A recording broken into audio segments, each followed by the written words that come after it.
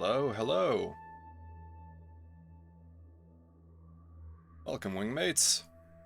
To anyone receiving this transmission, today we'll be doing a fairly short experimental stream playing a game that I rather enjoy, but might be very niche.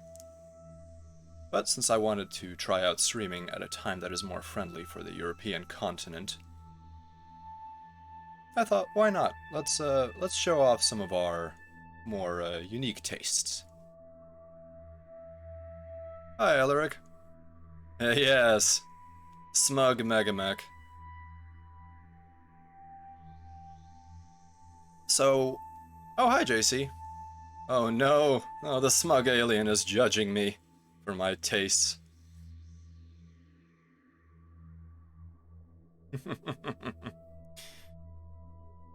Alright, well, without further ado, let's get started because Megamek certainly takes quite a while. And here we go. Launch. Okay, so one of the, Oh, you play it, Alaric. That is wonderful. One thing I am a little bit concerned about with Megamek is that IP addresses and other technical details are essentially leaked by the program. As you can probably tell, my lower bar here is been cropped away simply because when you boot it, IP addresses show up. Also in the chat box, that happens. So I feel like I would need to open up a GitHub ticket to let the developers know that sometimes people want to stream, even a game like this. Okay, so one of the oddities about Megamek in general, as far as programs go, is it's got a lot of windows. The pretty much every single option has a pop-up, and it takes a little bit of effort to capture them. So I will be flipping around quite a bit in order to make them visible. But let's get started. Okay, so this is the main screen of Megamek. My mouse pointer is visible. Fantastic. Just that parameter there. So Megamek is a fan implementation of the Battletech board game. Battletech is a rather ancient, one might put it, board game of combat between stompy robots on a hex grid. It's turn-based, as almost any tabletop game is, and relies on essentially filling out record sheets, which look like tax returns, in order to mark down damage, ammunition, and so on and so forth. And the primary mechanic for determining hits and damage and the like is rolling 2 6-sided dice. So, today I'll be doing what is probably going to be a simple lance-on-lance fight. A lance is a group of 4 battle mechs, or any unit really. It could be tanks, it could be squads of infantry. Actually, I apologize, platoons of infantry. Or it could be pretty much any ground unit. Air units sometimes use different categories, and depending on the faction. The universe is very rich and has a lot of lore, which is absolutely fantastic, and I would recommend anyone who is interested in science fiction take a look at it. But one of the great places to start, and I will put this in the chat, is the Sarna wiki. Sarna is a planet in the Battletech universe, and this wiki basically gives you a lot of the history and a lot of the mechs that are available. So, let's add an opponent that we're going to fight. Let's fight Princess. Princess is both the savior and the bane of the Megamek. She is the default AI that you can fight, and boy, does she have some quirks. So let's keep her at all of her default options without any retreat edges or any destinations so that she doesn't freak out, and all she wants to do is just kill me. Welcome to the field, Princess. Now, we need units to fight. This big, blank, unattractive gray zone in the middle of the screen is where our units will show up. So, allow me to add a combat unit.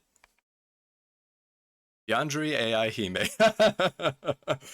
Yeah, Princess can get a little bit crazy, I'm not gonna lie.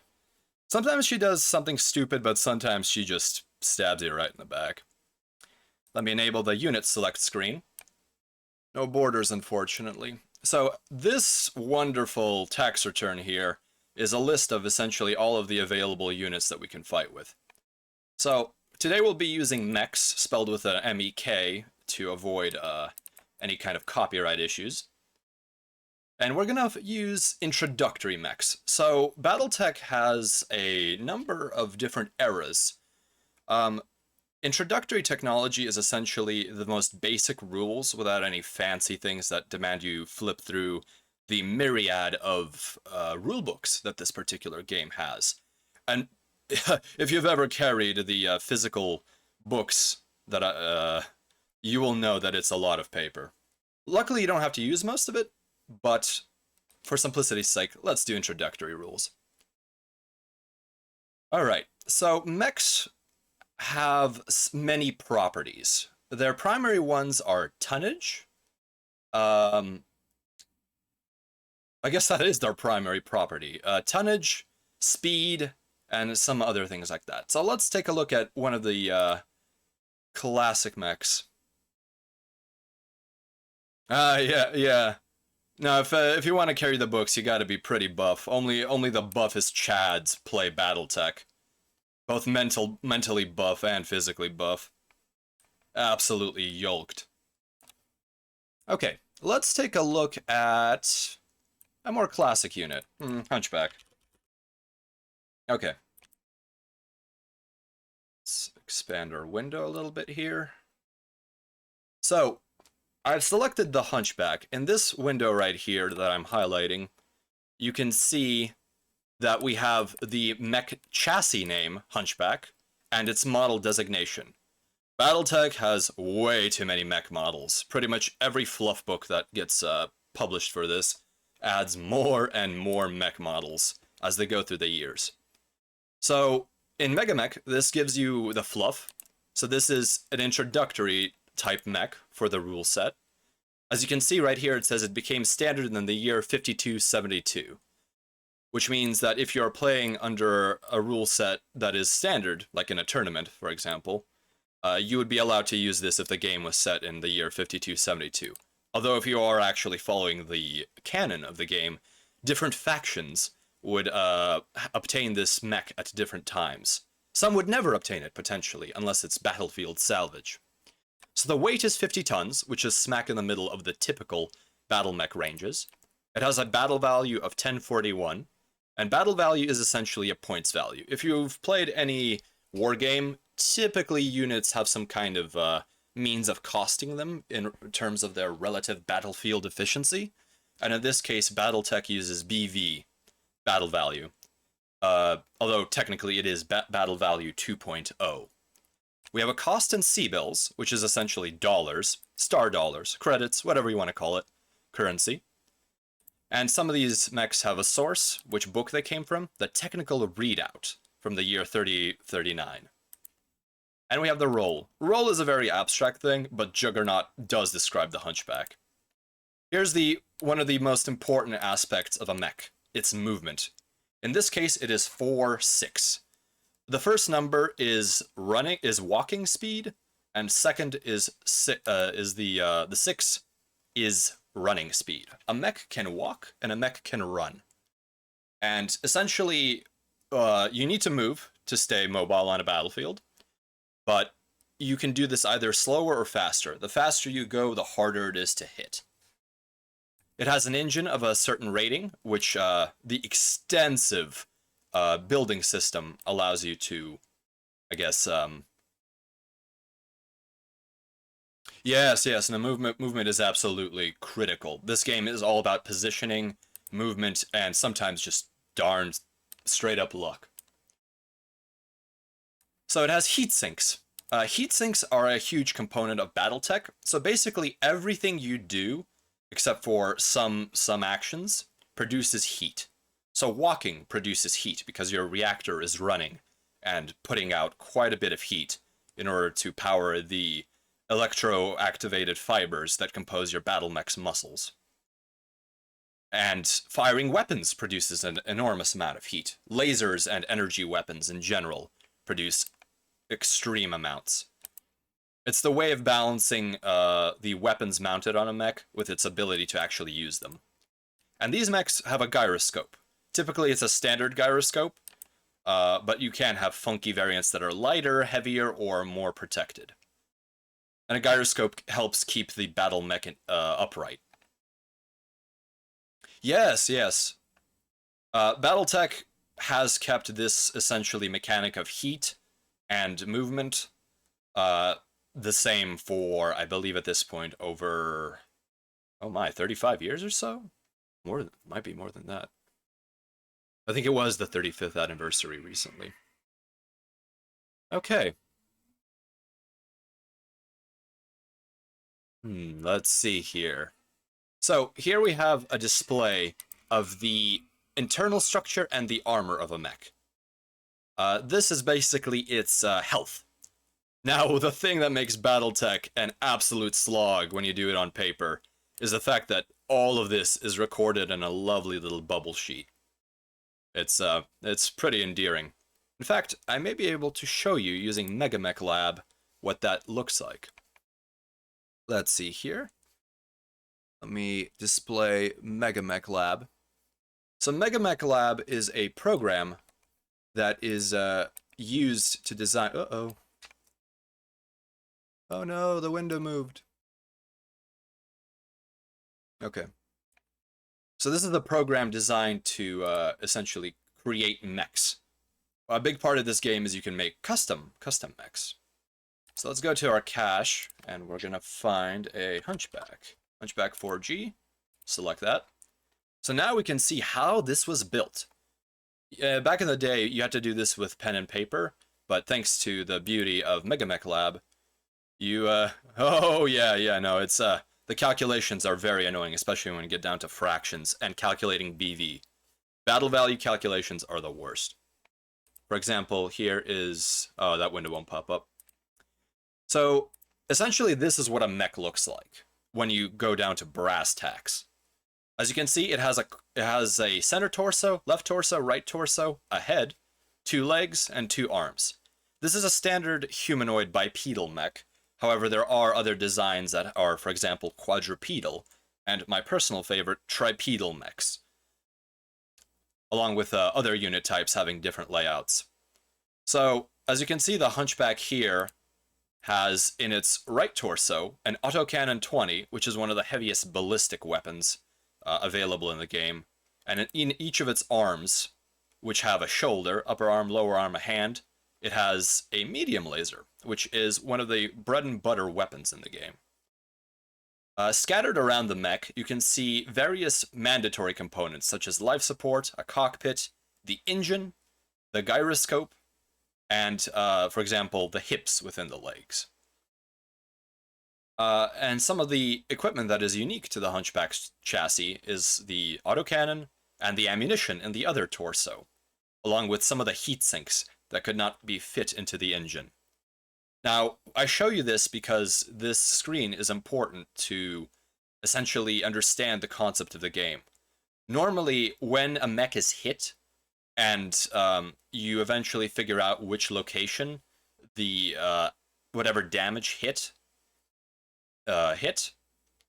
you would then knock off armor off of that location. So, for example, if you got hit straight up in the right torso with a laser that did 10 points of damage, you would lose 10 points of armor.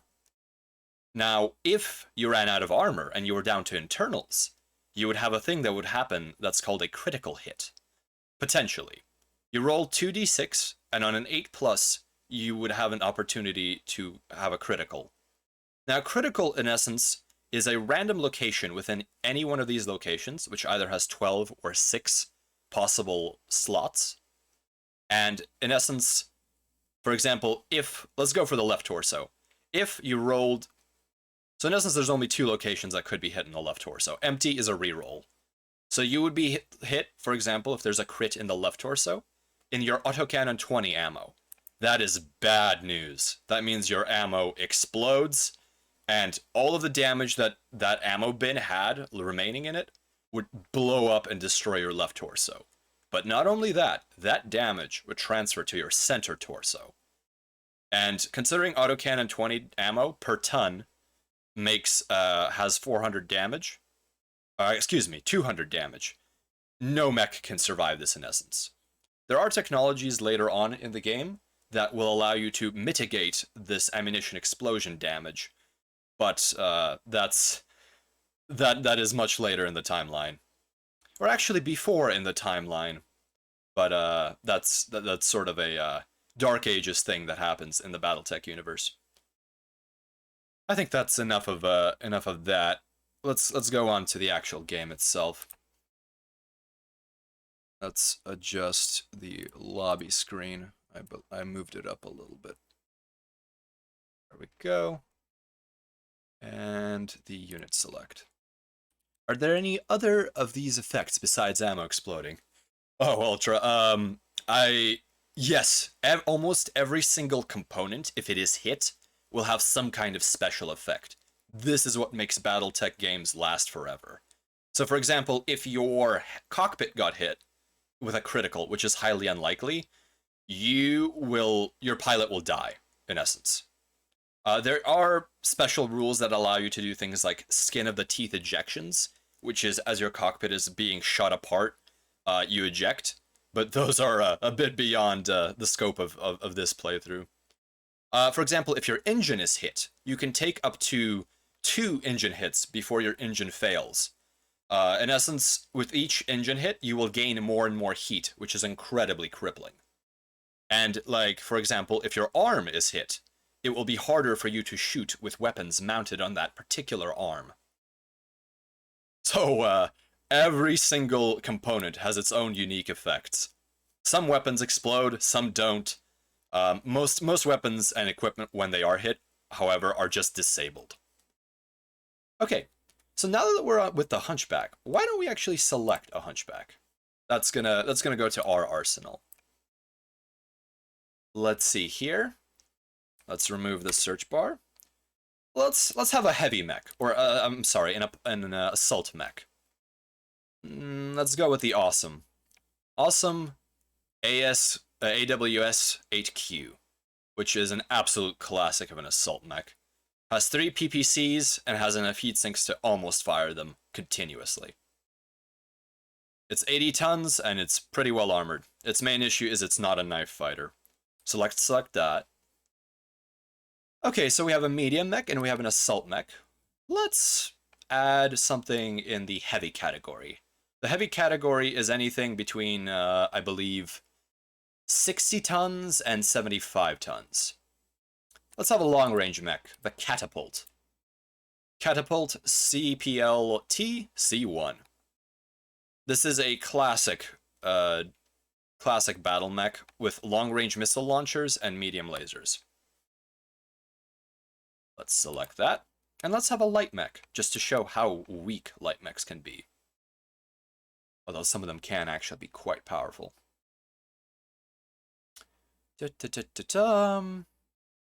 You know what? Let's go with the Shadowhawk.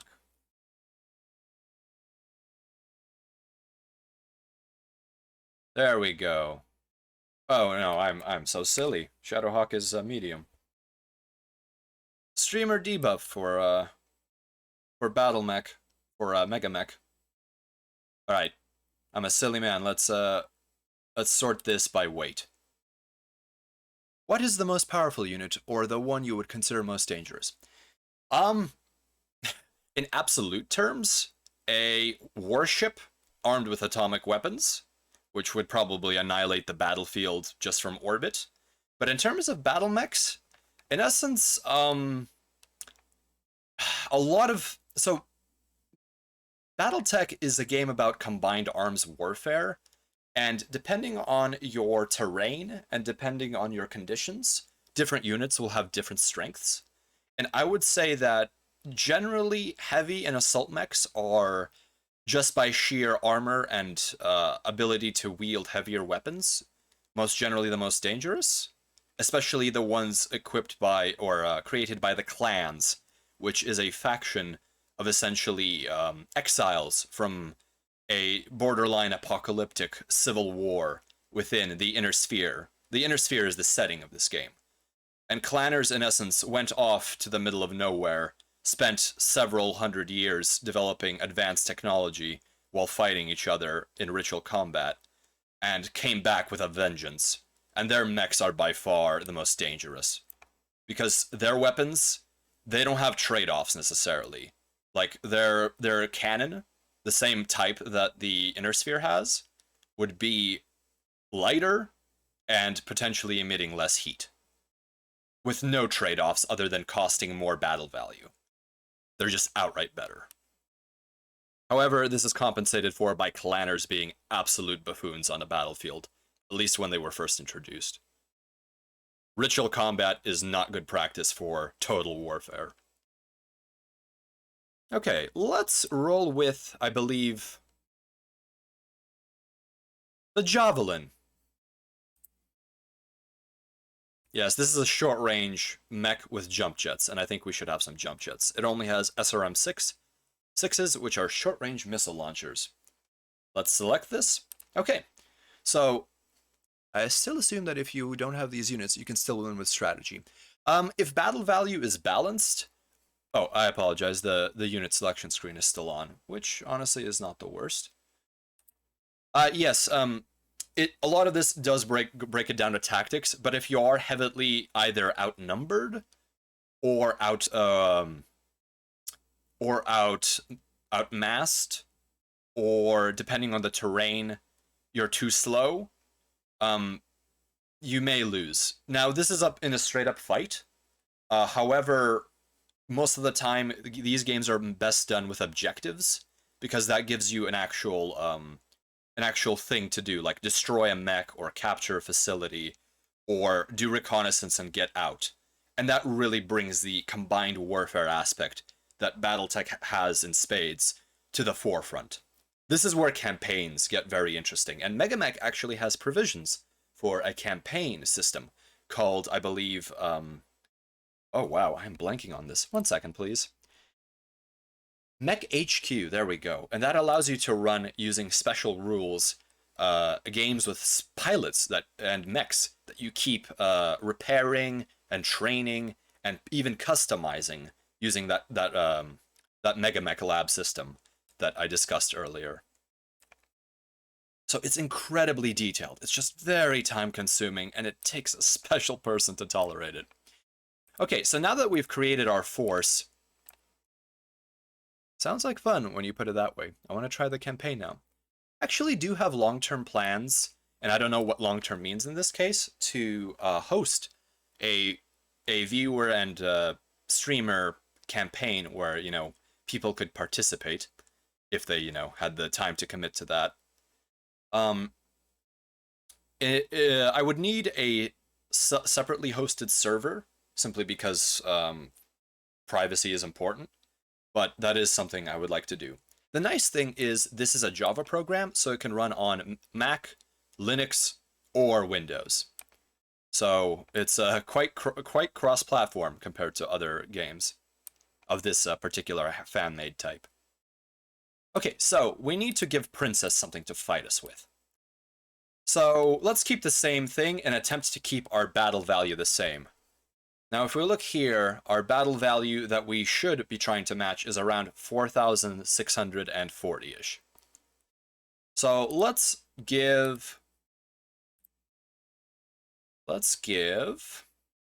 look at assault mechs first. Let's give Princess an Atlas. An Atlas is one of the mascot mechs of this particular game. It is a gigantic 100-ton monster with a skull for a face. It is terror made manifest, and it has more tonnage than certain mechs weigh, or more tonnage of armor than certain mechs weigh. If you look here in the statistics, it has almost the maximum allowed for its particular chassis weight.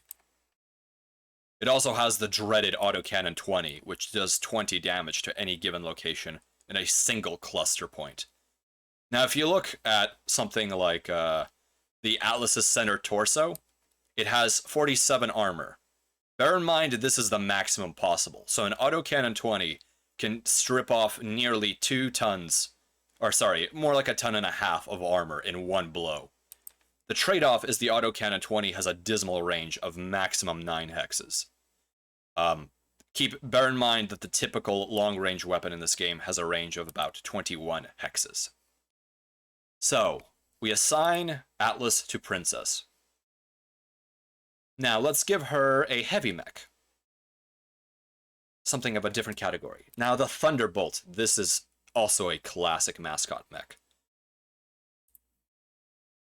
Let's go with the one with machine guns, just because there's a chance for a absolutely funny ammo explosion.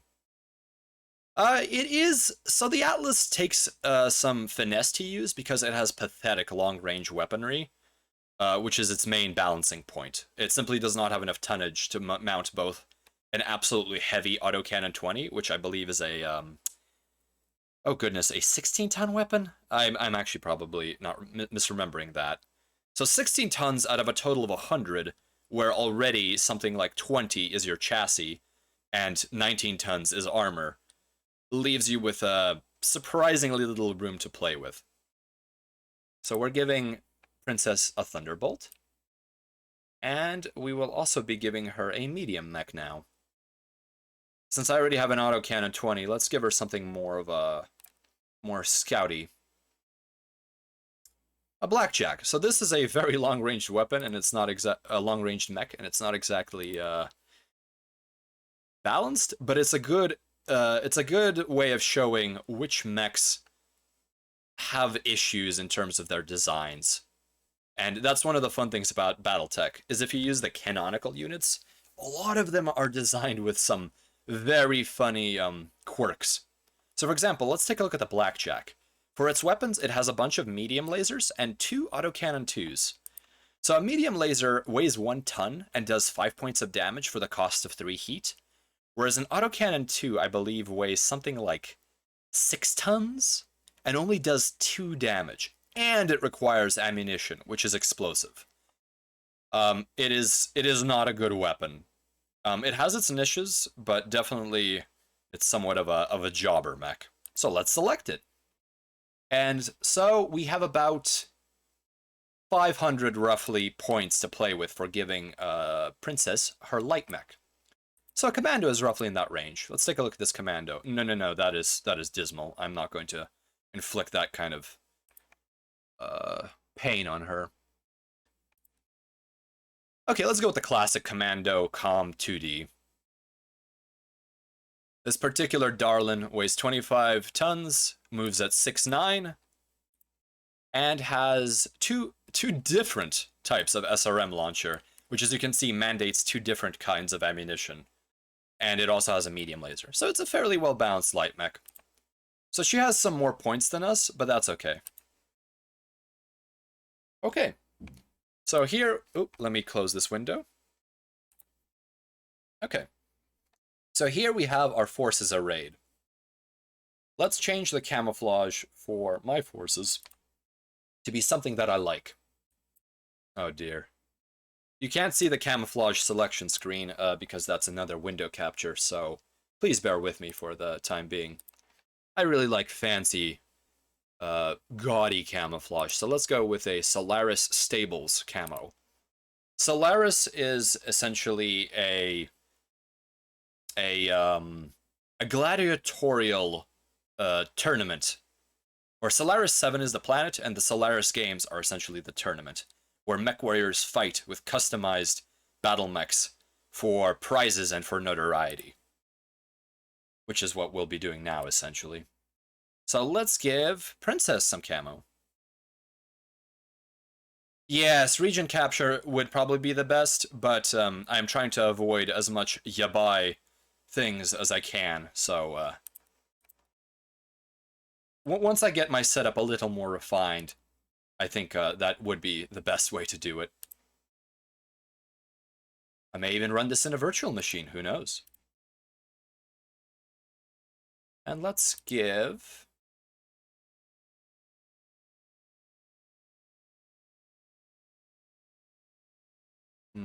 Where was that Dixie Cup camouflage that I absolutely adored?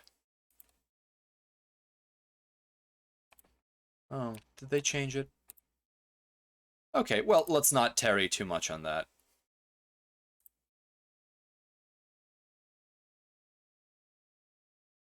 I'm just trying to find something with a different color scheme. Oh no, I picked the wrong thing. Okay. You know what? Let's go with red and blue. That's good enough for me. So, is this on the level of Aurora spreadsheet abstraction, or easier to understand? Aurora. I am not quite familiar with Aurora. GSG tuber, what is Aurora, if you don't mind summarizing in one sentence? While I get our darling here ready for battle. Let's randomize the call signs. Okay, fantastic. Oh, a 4X space game made entirely of spreadsheets made by one guy. I admire that dedication. Oh, is it the one with the default blue background and the I'm sorry, I think I've seen that one. The name didn't click because I may be hiding some terrifying memories of that game when I first tried it many years ago. That's yeah, that may be something to stream at some point, but I would have to get better at it. I'm not even going to remotely hold myself to that. That is a pipe dream. But I do love hyper detailed simulations. Yeah, isn't it quite ironic that we have machinery that can do finite element analysis and incredible simulations, but our brains are the limiting factor in this case. Okay, so one of the great things about Battle of Megamek is the names are randomly generated, and boy, are they a lot of fun. But you can always change them. So I'm gonna be Spacer Haywire here, and my nickname will be Haywire because that is my call sign. And let's change the gunnery and piloting skill of our lead pilots a little bit. Configure, so the Atlas will be Princess. It's not a game you want to stream. Also runs horribly from what I remember. Yeah. A pipe dream, as I said. Also, I don't think it would necessarily be the most entertaining thing to witness. Although, who knows? Okay, and Princess is also going to be a 3-4. Let's take a look at our BV balance. It's roughly okay. I think this will do. We're about 200 points apart. But I also have the human advantage.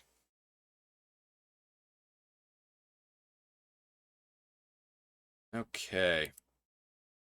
So now that we have our order of battle, I am on team 1, Princess is on team 2. Let's change the start so that Princess is in the north, and I start in the south, because that is how I'm used to playing this game on an actual tabletop. Now, let's select a map. So we could do a randomly generated map, but that tends to be a little bit dangerous. So let's go with the classic Battletech map, and actually let's make some more map sheets. So Battletech is played on a hex grid. Actually, let me show you an example here. View the game board. Oh no, the game board is invisible. I won't be window capturing that. Okay. So hidden by the chat box right here is a mini-map preview of the hex grid that we'll be playing on. Ah, these battle maps remind me to the strategy games from Sega. I never played any strategy games from I guess any ones that I could remember that have hexes from Sega. But this is most definitely, you know, that classic way of doing things. I think hexes are my favorite grid system. I am not a big fan of squares simply because I feel like there's just not enough what's the word for this? Granularity. All right, let's make the map a little bigger. I don't like super tight battles. Map size, let's increase it to 2 by 2 boards. Okay, so now we have 4 map sheets to select. I think, let's see, City Tech, Ruins, Rolling Grasslands. We do want something with a bit of height. Master of Monsters. I've never heard of that one. Something to look for. Is it one of those complicated simulationist games, or a little bit more I guess accessible?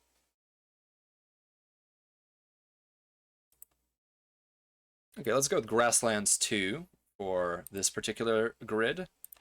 Map 3 we will make into the classic Battletech map. Map 2 we will make into... yeah, let's make it more difficult. Let's go with Scattered Woods. Oh no, whoops. There we go. Map 2 needs to be Scattered Woods. And for our map section 1, hilltops, barren lands, desert. Oh, let's go with desert 2. I think that will look good. Viewing the game board. That actually looks decent. Okay, let's do this. Okay. You manage units, monsters, create them from a base, and attack others. They level up and evolve. It's not lore heavy, nor heavily simulated, but it's a strategy game. That does sound pleasant.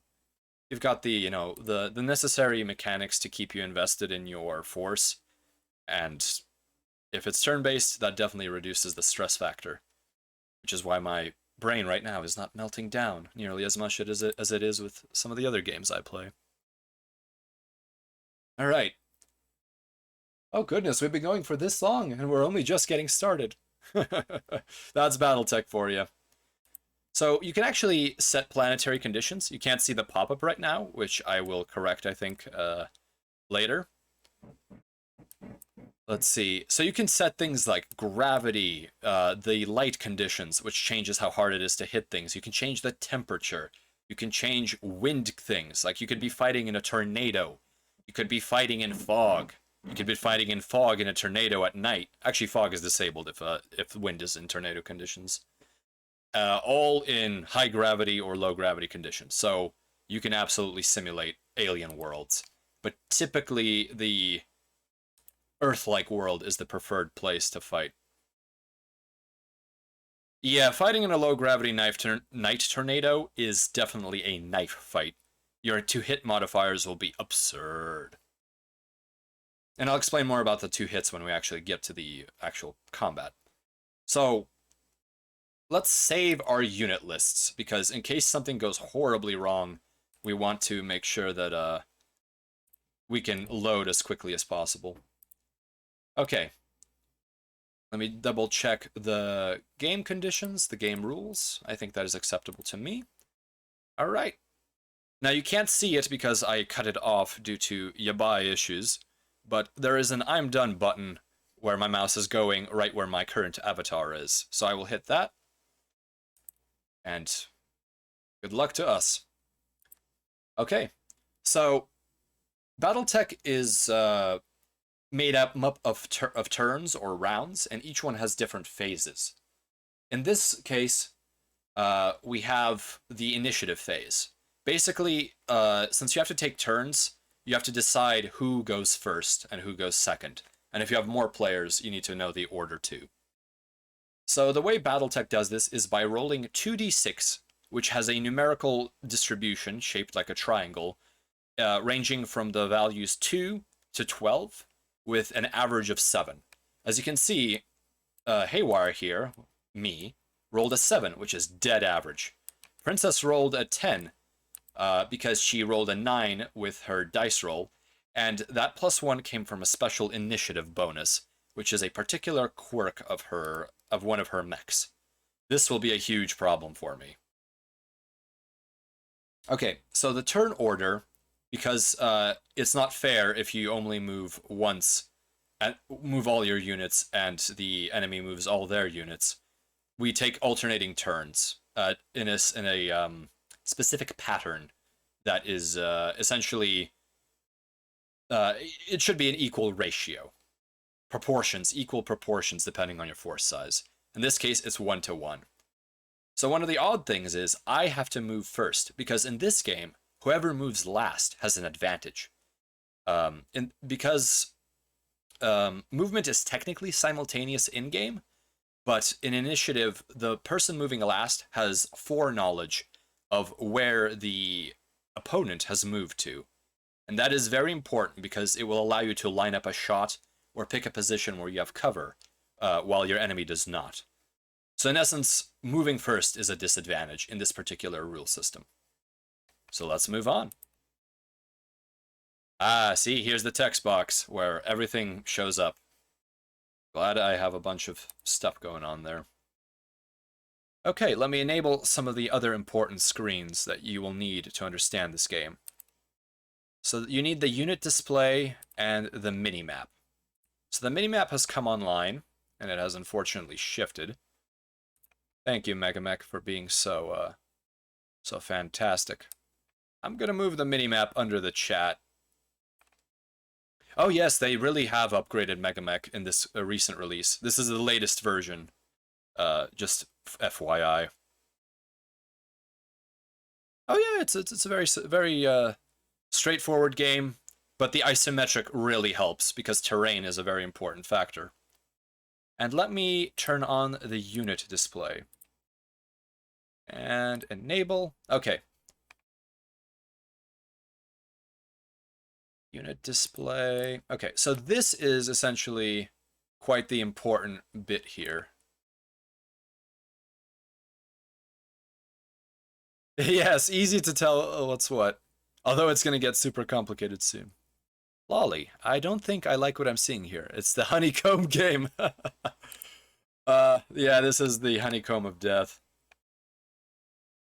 Okay, let's zoom in and scroll down.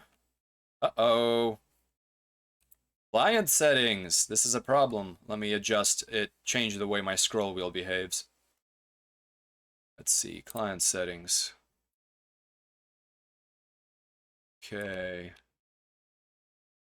Flip mouse wheel zoom direction, mouse wheel zooms map. No thank you. Okay. We're gonna have to use the mini map to move around. I have no capacity. Okay, so we are starting at the bottom of the map with Princess starting at the north. So this yellow grid here is where I can deploy my units. Actually, let me move this a little bit. We can start in the bottom 3 hexes of the map. So because ranges are long here, I'm just going to deploy as far north as I can. Here's my Hunchback, which is a close combat unit, which I definitely want to fight at close proximity with. So I'm gonna... I think I will actually... No, I will deploy them all in a simple order. There's no sense in this particular rule set to deploy cunningly right now. So this is my awesome that I am deploying. Let me zoom in a little. The awesome is where I am currently sitting. It is the assault mech that we'll be using. Let's deploy that. Now I'm going to deploy the catapult, which is my long-range missile unit. Deploy. And let's deploy our Javelin scout mech over here. Light mech. Okay. So here's our turn screen. Nothing's happened so far. Let's zoom out. Okay. So as you can see here, Princess has arrayed her forces to face me, and the Atlas has already moved. Okay. Now, what is my biggest threat here? The Atlas has the highest skill, and it has the biggest gun that any of these mechs have. It's a bit slow, but that should not be an issue. The Thunderbolt over here is also a significant threat, because it is considered a zombie mech in pretty much all of its iterations, which means it can take a beating before it goes down. It also has a very sensible weapons loadout. Okay. So let's begin our advance. Let's start with our scout mech.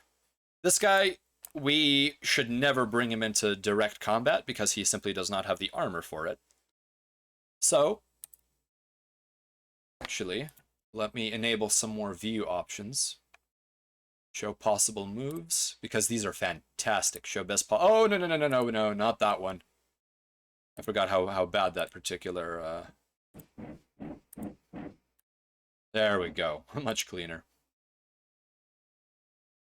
Okay, so this particular blue outline represents how far this Javelin can walk in its turn.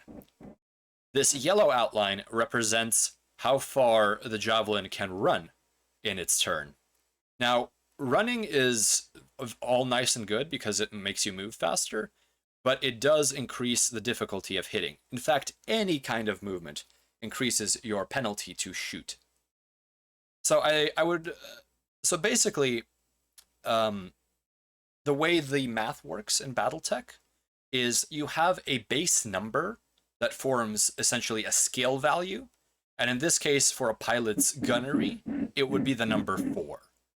And modifiers that are negative add to that value. And when you roll 2d6 for a value between 2 and 12 with an average of 7, you need to roll that number with modifiers or above. So for example, if I am shooting someone at point blank range, I will need to roll the number 4 to hit them. However, if I have walked, that gives me a +1 to hit, which means 4 + 1 is equal to 5, which means on a 2d6 I will need to roll a 5 or better in order to hit my opponent. And that is essentially fundamentally how all of these modifiers stack. And as we go through this, we will see how more and more of these modifiers add up to go to numbers that are 12 or perhaps even above 12. And since you can't roll 13s, that's going to be no good for you. Don't even waste your ammo. All right, let's move the Javelin forward.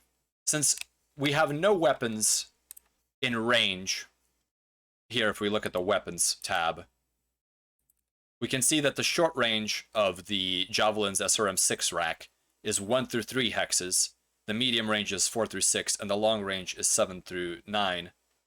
Oh yes, the numbers are very important. Thank you, computer. Since we don't care because we're not in range, let's move as fast as we possibly can. So let us run. In fact, let's sprint. So sprinting is a special advanced rule, but I like using it because it speeds up the game. That essentially allows you to move twice as far as you can walk, in this case 8 hexes. Or I apologize, not 8 hexes. 12, yes. But you cannot shoot if you take this movement mode. But let's not do that. That's an advanced rule. So let's walk. So Princess just moved, which is why I got scrolled, whiplashed around the screen. Let's move the Hunchback. Or 6, so let's just run, because the Hunchback's Autocannon 20, if we look at its weapons tab, also has a very short range. Only 9 hexes at most. And so at short range, you take a +0 modifier. At medium range, you take a +2. And at long range, you take a +4. So for the average Battletech pilot, a +4 means you have to roll an 8 or above to hit, which means you are less than 50% likely to hit something. And that's without walking, that's without your enemy moving, and that's without anything in the way. So in all likelihood, long range is a crapshoot. So let's move our Hunchback. Alright, so the Awesome is a little slower, he's a 3-5, but we're still gonna run, because there's a snowball's chance in hell that we'll hit anything right now. And And let's run our catapult too. Oops. Okay, so as you can see here, displayed on the screen. Oh dear. Let me move the unit display just a smidge over. Ah, goodness. This will have to do for now. Okay, so as you can see, when I'm trying to take a shot, thanks to the magic of Megamek, knowing Lady Luck, the PC always hits when you don't need it. Yep, that is the case. The AI will hit it when you don't want it. Okay, so if you look at my Autocannon 20 on the Hunchback, here are the range brackets. Long range is basically, it's hard to hit. Short range is what you want. But at the same time, your enemy has an easier time hitting you. Now for comparison, let's look at the Awesome. The Awesome has a much longer range, going all the way to the Commando that the enemy is sending in. This is because it has 3 PPCs, which have a maximum range of 18 hexes. Also, if you look at this right here, this red section, that is minimum range. Minimum range is in essence where your particular weapon has a debuff to hit. And in this case, in essence, if you have a target, say at this hex, it's at short range, but the moment you step into minimum range, you gain a +1 for every hex that you are within minimum range. So if, for example, the Commando ran up to the very face of the Awesome over here, the Commando would be at +3 to hit, and which is a significant penalty. It would be at least a 7 to hit, or a 6 in this case, because the Awesome's pilot is slightly better. Okay, so because PPCs are energy weapons and they have no ammunition and they only cost heat, we can take pot shots at the Commando. We don't care. There's no ammunition to be worried about.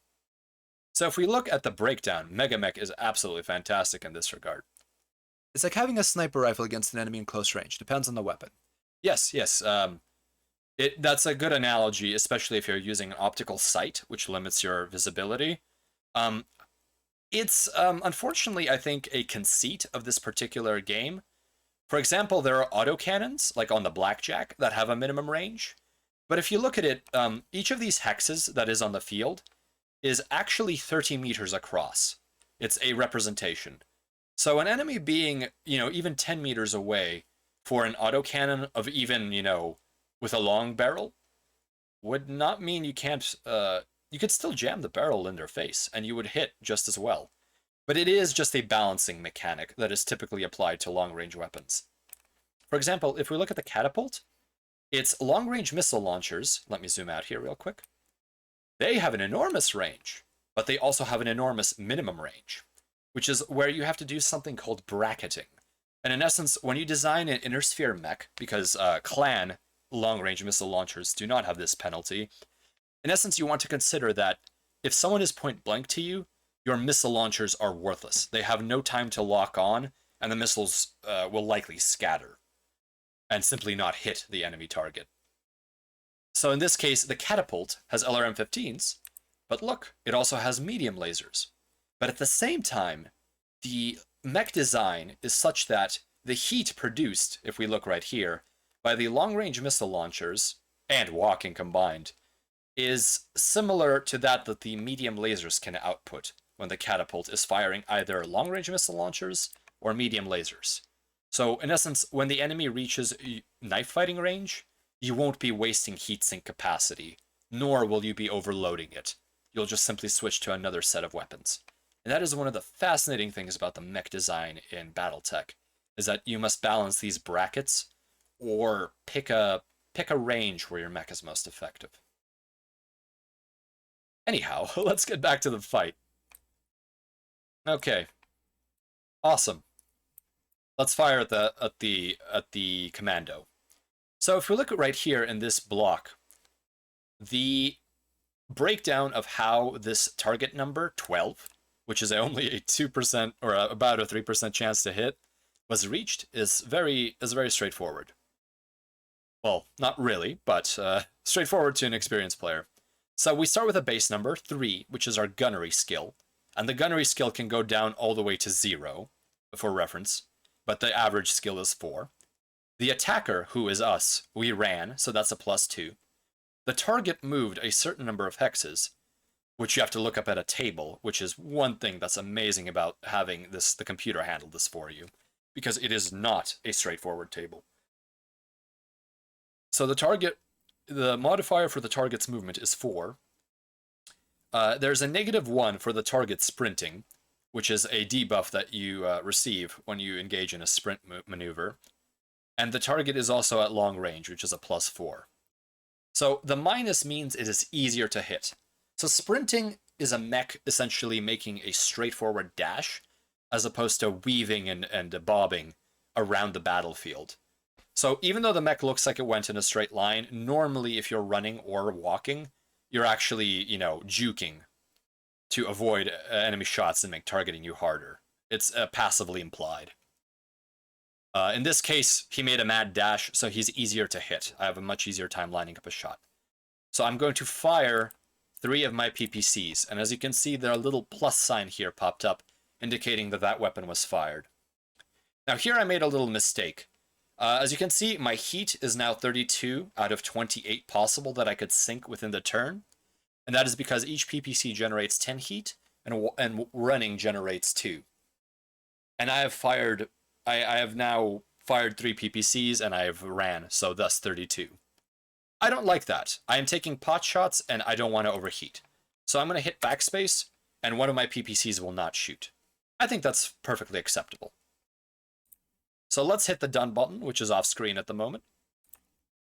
And we're moving on to our next mech that we're shooting. This is the Hunchback. It is not in range. We're just going to hit done, and there's a pop-up that you can't see that says, do you really want to say done, because this unit hasn't fired anything? I keep it on because sometimes you make mistakes. So let's hit yes. So now the catapult. Let's see what its 2 hit numbers are for the Commando. Because the base skill is lower, and the catapult has a slightly different line of fire, we have no chance to hit. It's a 14. You literally cannot roll that. Now, if you look, the line of fire of the catapult, if we draw this line right here, this yellow line, it crosses through a hex of what is called light woods. Light woods is one of the many kinds of terrain, but it is one of the most common kinds of terrain in Battletech. And in essence, for each hex that your line of fire passes through, you get a +1 to hit. And at most, you can get a +3 because 3 hexes of woods blocks your line of sight. Okay, so let's not shoot with the catapult. And now we're looking at the Javelin. It is completely out of range. We're done with that. So now this is the actual resolution of the firing phase. This new update for Megamek has significantly improved the user interface. So now we can see this wonderful icon of our blue awesome taking shots at the Commando. So we fired both of our PPCs, we needed 12s, and both of our shots rolled 8s on a 2d6. Unfortunate, but that's what happens. The Atlas, because it didn't move, I believe, needed an 11, and it also missed. It was shooting at our Hunchback. Sounds like it's a lot more accessible now. Yeah, the visuals, I think, definitely improved this. It used to be all text, so you could get a little lost, but they have done a fantastic job in making this game better. So here's our heat phase. This is our summary of how hot our units have become. Because none of these units have either fired or fired enough to overheat, because they haven't gone above their heatsink capacity, there's no heat to even care about. Let's move on. So this is the second round. We once again roll initiative, and once again we have rolled poorly. A 4 versus Princess's 11. So our turn order is that we must move first and Princess moves last. Let's move on. Okay. So the Awesome has no choice but to trundle into battle, so let's move the Awesome into firing position. But this time we are going to walk, because that will give us a better to-hit modifier. That is something you must always balance. Now, one of the interesting things is that for the more I move within a turn, is the harder it is for the enemy to hit me. Generally, this is very important for light mechs because their best defense is speed and being hard to hit. The awesome is slow, so if I move 5 hexes, I will have, I believe, a +2 to hit, but in exchange, it will be much harder for me to hit. +2 is not the best modifier that I could have as a defense via my speed. So in this case, I'm just going to walk so I can shoot better. The Hunchback, though, needs to get in firing range immediately, so let's keep running it. The Catapult is a long-range weapons platform, so I do not want to get too close straight off. So let's move right here next to the awesome. So movement in Battletech essentially costs movement points. Movement points that are available to your mech are represented by your walk or your run, depending on which mode you have chosen. In this case, I will choose a walk, and that means I have 4 movement points available to me. So I will do this manually. So I will click here while holding shift. This will turn my battle mech by 1 hex side, as indicated by this little arrow here. Let me zoom in just a teensy bit. So turning 1 hex side costs 1 movement point. Now I will proceed to move forward. This also costs 1 movement point. The 2 is here because this is counting how many movement points I've used so far. I will move forward 1 more hex, and that's all good with me. And now I will turn again. Now this has placed me... Step back here. Now this has essentially rotated me this way, moved me forward, or moved me sideways, and I've turned back to face the enemy. Facing is important in this game, because if any line of fire crosses the backside of your hex, it is counted as rear armor. And if you look at the armor tab here, you will see that this is the front armor, and it has decent values, 19, 24, but the rear armor is much thinner. And while there is no guarantee that the enemy will hit the rear armor, even something like a PPC will already start hitting internals. And the more critical chances you may suffer, the more likely you are to straight up explode if your ammo is hit, or something like that. Okay, let's take a move. And let's move our Javelin. So, just to demonstrate, the Javelin will now attempt to move through the woods. Woods, depending on how thick they are, cost more movement points to go through. In this case, light woods cost 1 extra to move into. So the total cost to move into this hex, without turning, is 1, which is our base movement cost, and that is almost always the case, plus 1 for the woods. As you can see, 2, as the game displays. Now let us keep moving forward. We have walked, but we want to get into range. So let us actually begin flanking the enemy. Let us move forward and let us turn. And we're going to try to go around this way here, around this hillside. So I should probably explain levels. So as you can see, thanks to these isometric blocks here, the hexes can not only have a type of terrain, such as clear or woods, but they can also have an elevation. An elevation represents hills and holes in the ground. In this case, each elevation, much like woods, costs 1 MP to climb.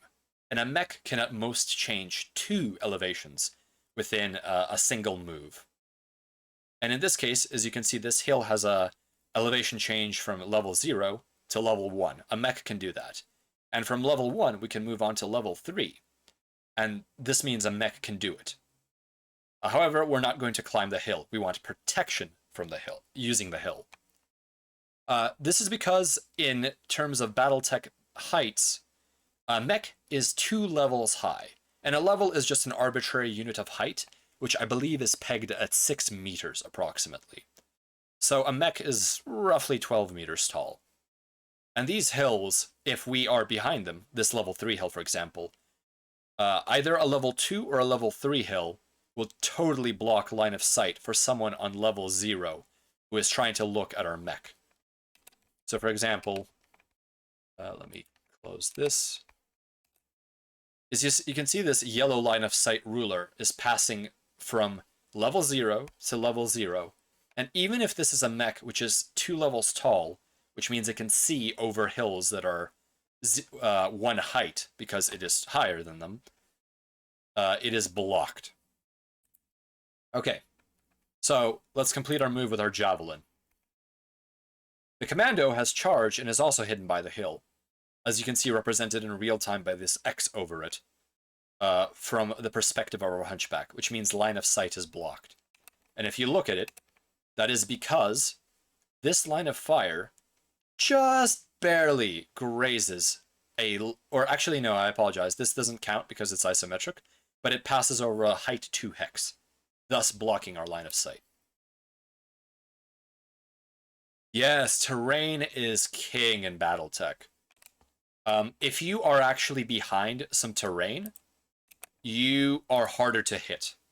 Like if your lower torso is covered by a level 1 hill, you not only can the enemy not hit your legs, like physically, but you are a +1 to be hit by an opponent. So the Hunchback needs to charge in. Oh, I apologize, we're at the firing phase right now. Hunchback has nothing in range. No actions. Awesome. Let's see what we can hit with it. Okay, so this handy indicator here shows us what to hit modifier from movement and other factors the enemy currently has. So if you look at this particular pop-up, we can see that the blackjack has a total of +4, and much of it comes from the fact that it jumped 3. Jumping not only does the movement you do when you jump using jump jets, not only does that actual distance traveled provide a defensive modifier to be hit, but the very act of jumping provides an additional +1. However, when you are shooting as a jumper, it is a +3 to hit, which makes it a trade-off, to say the least. Now, if you look, we are just shy of long range with our PPCs to hit the Atlas. However, we are at an 11 to hit for the blackjack, so let's just fire off 2 PPCs and hope we hit.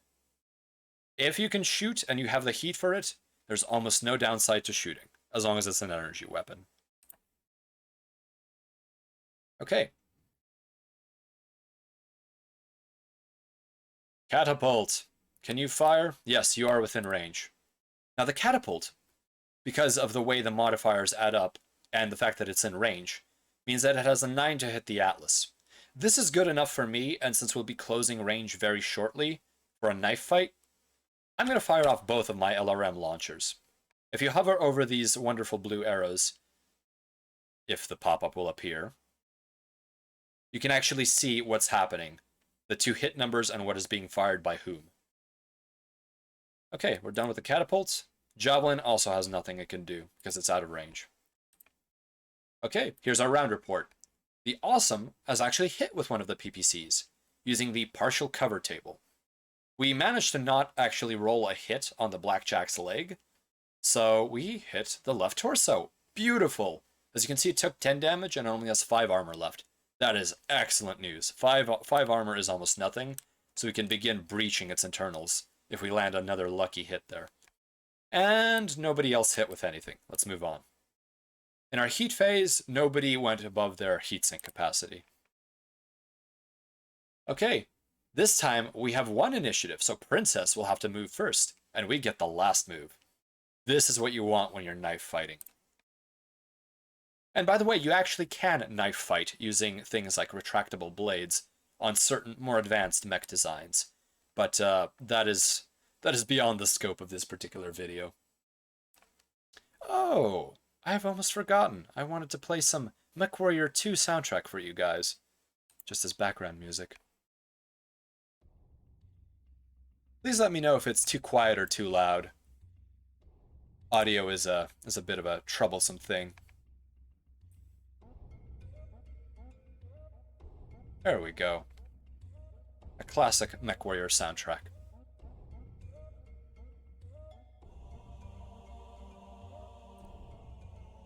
Okay. This game does not have a soundtrack yet. Maybe one day it will. Alright, let's move our Hunchback forward into punching range. However, this is getting a little hairy. As you can see, the Atlas and the Blackjack and the Thunderbolt are all staring us down.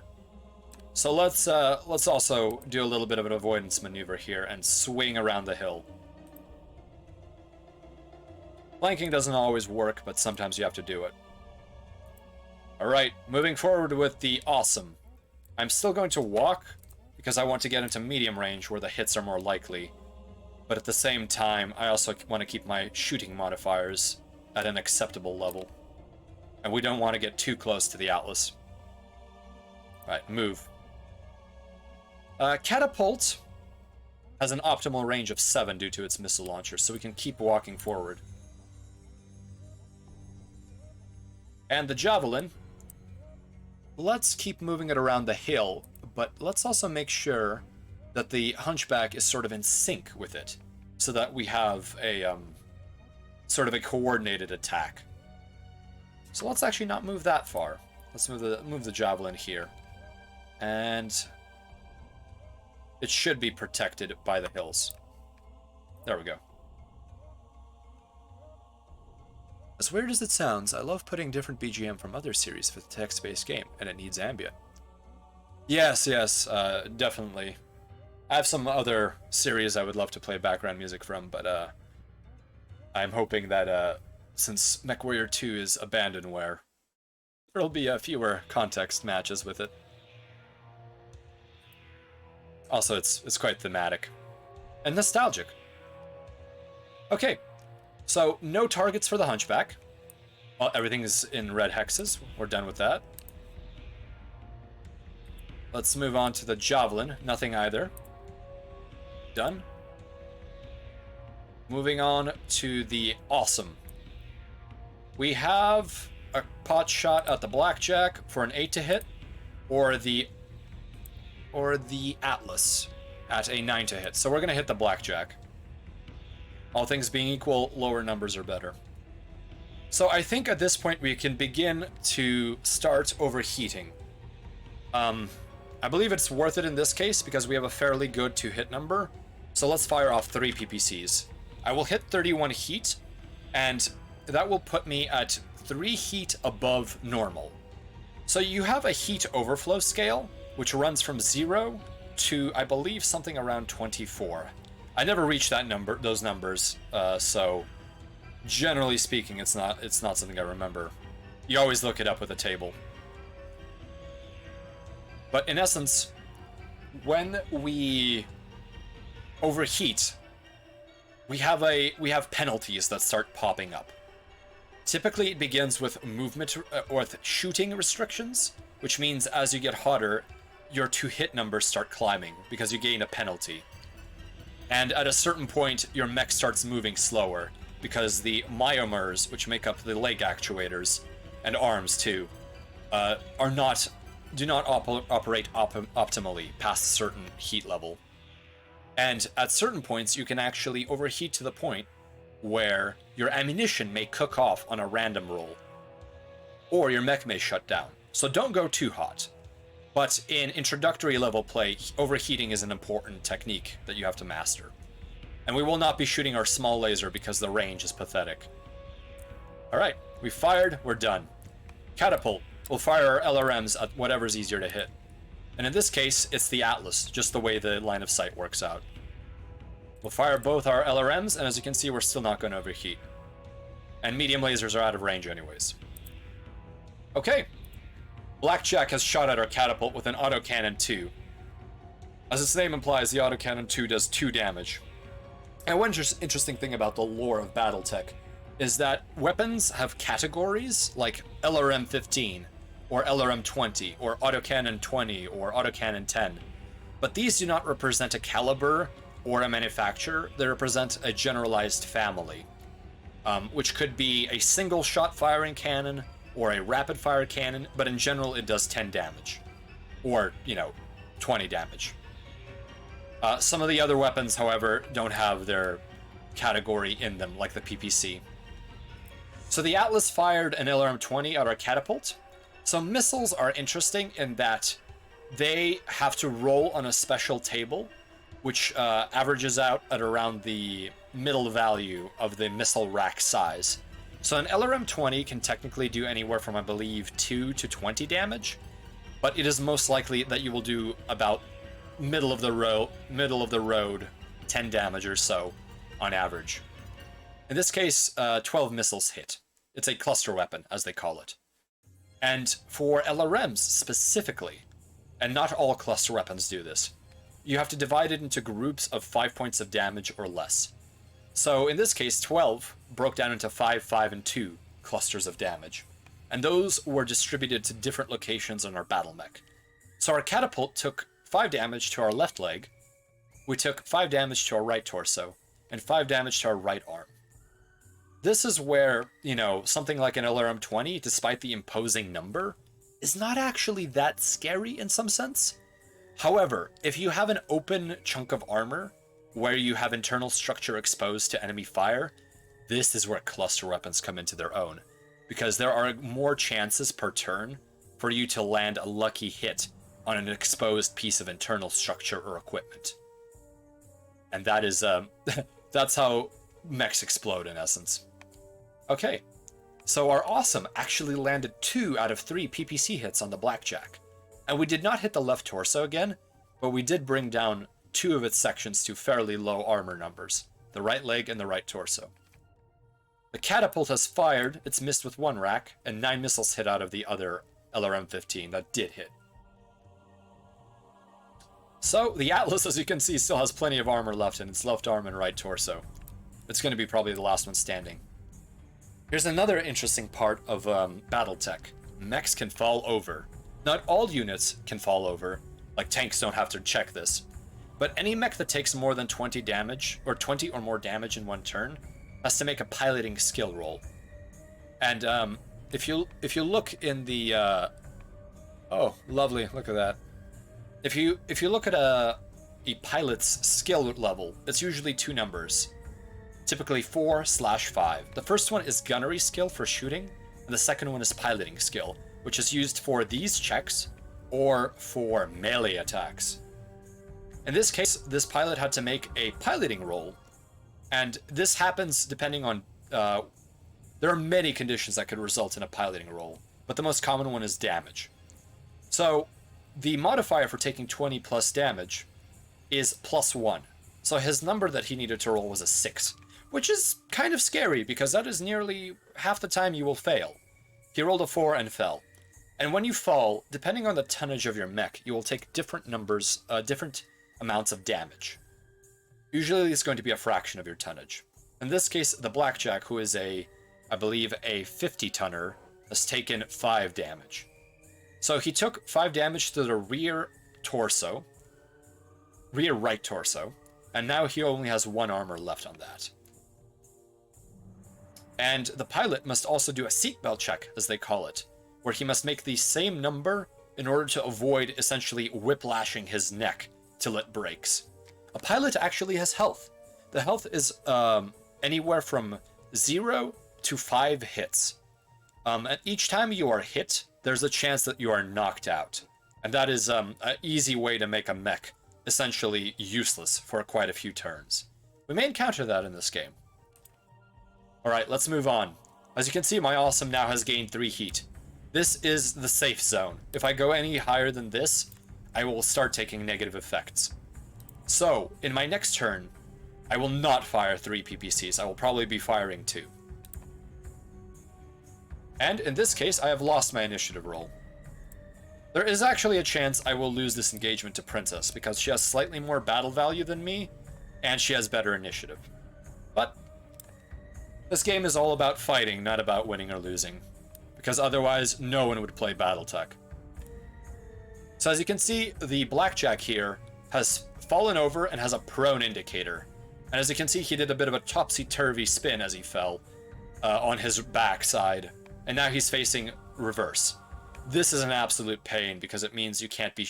While a mech can shoot while prone, it can only use 1 arm to prop itself up in order to shoot. So any weapons in 1 arm will not be usable. All right. Okay, so this is where initiative comes into play. So in this situation, it appears that the Commando and the Thunderbolt are moving on what is our left side of the flank. I want them to move first so that I can line up shots better or protect myself via terrain. So I will move the mechs that are not doing anything fancy first. And in this case, it's the Catapult and the Awesome. The Awesome will simply keep advancing, attempting to get into medium range. We move forward. And the Catapult will now move forward to accompany it too. So, the Atlas has actually moved in the interim. And in this situation, we actually must consider what the range of the Catapult's weapons is. If we want to keep firing LRM racks, we must be outside of minimum range if we don't want to incur unnecessary penalties. So let's use our range measuring tool from the Atlas. Let's reset this. So this distance is 6 hexes. This distance is 7. 7 hexes away is the optimal firing range for a long-range missile rack, where we're no longer in minimum range, but nor are we in medium range. So the wonderful thing about hex-based maps is that if you draw a line and then you visualize, in essence, a hexagonal blob, sort of akin to the firing range circles, you can essentially determine where, what radius you want to be in. So in this case, where I am pointing to right now is probably where I'm going to move. I'm going to move 3 hexes, which will give me a +1 to my hit modifier, but it will also keep me in the walking modifier for shooting myself. Alright, so the Catapult is now at range 7 to the Atlas, which is optimal. Let's see, let's check. The Thunderbolt has not yet moved. This is a bit of a problem. Neither has the Commando, so Princess is actually being smart here. She is also realizing that the moves to make are in this flank. She will always have the last move, unfortunately. Let's move the mech that is less frail forward. The Hunchback will now walk forward and essentially hug the terrain here. There's a good chance we won't have line of fire unless Princess makes a move. Let's see here. So the Thunderbolt has actually moved in this direction. Princess is not exactly doing what I expected. So the Commando will make the last move, but we don't know what he'll do. Let's move the Javelin here so he is protected from the line of fire of... Let's double check this line of fire. Yes, that is blocked. So the Thunderbolt, neither the Thunderbolt nor the Atlas will be able to shoot. The Commando might, but that's something I'm willing to risk. Alright. As you can see, the pilot of the Blackjack had to make a check in order to stand up, once again using the piloting skill roll with a +0 malice, so just base skill. He tried standing up, and he rolled a 4, and he fell. And once again, he took damage to a body part, in this case, the right arm. He once again had to check if he had whiplash from falling over, from a height of 12 meters. And in this case, he tried again to get up, and he once again damaged himself. Kind of sad, but this is how Battletech works. Let's move on. Firing phase. Hunchback has nothing in line of sight. Done. Let's go on to the Javelin. Javelin. No line of sight. We're good. Awesome. Okay, we have way too many enemies shooting at us, but this will be okay. The Blackjack is heavily damaged and he is prone, so he is rather easy to hit. However, I have priority targets to service, so I think I will... While my Awesome is still intact, I will soften up the Atlas. I will fire 2 PPCs in order to not overheat, and to also soak up the heat that I had before. So if you look here, right now at this phase in the fight, I have 4 heat, 1 of which came from me walking, and 3 from the last turn. So let's not go overboard and let's shoot. The classic Awesome shoots in a 3-2-2, 3. You know what? Let's find out by practice. But it's a specific pattern of shooting the PPCs. Yes, it got very actiony. And we're done with the Awesome. Catapult. Let's see if I counted my numbers right. Perfect. I am right in the short range band here. Let's blast the Atlas and hope for the best. So one interesting thing is the order of shooting actually matters. So for example, right now I declared that my Awesome shot the Atlas first. That means when the game does its checks, it will roll for my PPCs first and then my LRM-15s. That is interesting because if something like an Autocannon 20 is shot first, afterwards following up with a cluster weapon that can scatter means that if you do punch a hole through the armor, a teeny tiny missile could get through the hole you punched in first and, you know, impart a critical hit on your enemy. So you really must consider the order of movement, the order of firing, and pretty much everything is worth considering in Megamek. Alright, let's shoot our medium laser, because we have enough heat to play with and we're in range, and since it doesn't use ammo, why not? So now we're at 14 heat out of 15. Let's not shoot any more lasers. Done with the catapult. Alright, battle report. So the Blackjack shot at us, and it actually hit us with a pair of medium lasers on 12s. That is really lucky on Princess's behalf. Look at that, he needed a 12 and rolled two 12s. I call BS on that. RNG Jesus is not with me today. Alright, the Awesome. It fired two PPCs at the Atlas. One of them missed, and the other one hit the left arm. Oh, and as you can see, it has 19 armor remaining. The Atlas is going to take a while to bring down. The Atlas, he shot an Auto 10, Auto 20 at our catapult. I'm really glad that missed. That would potentially rip us apart. Oh, no. This is bad news. So, the Atlas fired a short-range missile 6-rack at us. So short-range missiles are unique in that they, in essence, also roll for clusters, but each missile is individually rolled as a hit location. If you're playing this with dice, this is incredibly annoying because if you have, say for example, 4 SRM 6-racks, and you get lucky and you roll something like 12 missiles, that's 12 dice rolls and 12 table lookups for locations that you're hitting. And each of these missiles does 2 damage. So as you can see, they scattered across our chassis, hitting our left arm, right leg, right arm, right torso, left arm, but one of them managed to roll a critical. And a critical is when you roll, in this case, a 12. And he managed to just through our armor by sheer luck. Yes, the AI got luck when we don't want him to. He managed to land a through armor critical on our right arm. And he rolled the best possible result, or Princess did. A 12. So boom! Just because that missile hit a joint, our right arm was blown off. There goes our missile launcher. Good thing we're in close range because that's a problem. And there goes all the armor we would have had on our left arm. Technically, an enemy mech can actually pick up that blown off right arm and use it as a club to beat us over the head with. But I don't know if that will happen in this game. And the LRM-20 also hit us. More damage. Oh boy, the catapult's right leg is not looking good. It's starting to get a little thin on armor. Catapult fired back. It hit with the LRM-15 and is slowly sandblasting the Atlas. Oh yes, melee, especially if you use the Tactical Operations Rulebook rules, has things like grappling, like wrestling with mechs.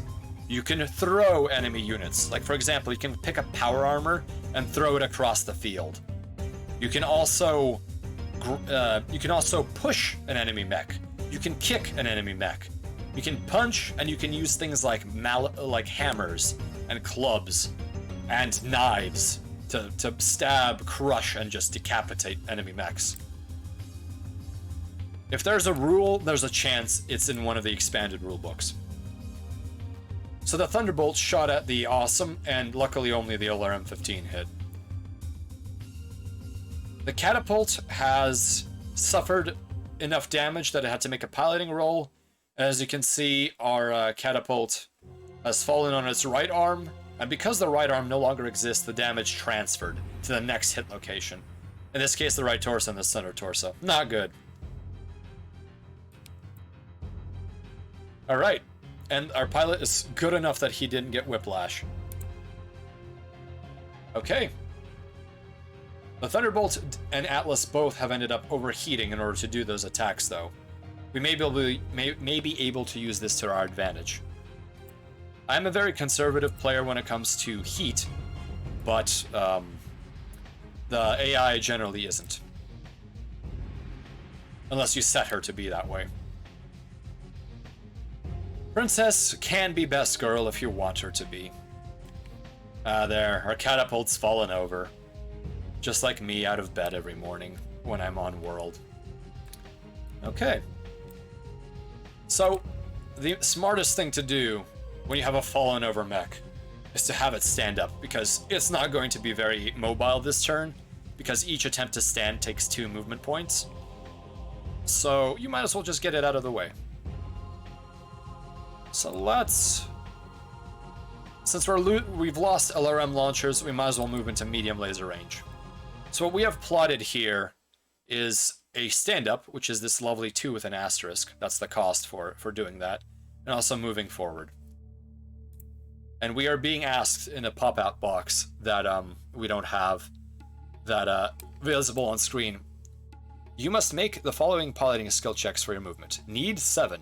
5, base piloting skill, plus 0, getting up, plus 2, no minimal arms. So some mechs have quirks, which are these special things that they have related to their chassis. The catapult is basically a chicken with little boxes full of missiles on either side. So it has, as you can see here, no or minimal arms, which I believe I've doomed myself with. Let's try to stand up.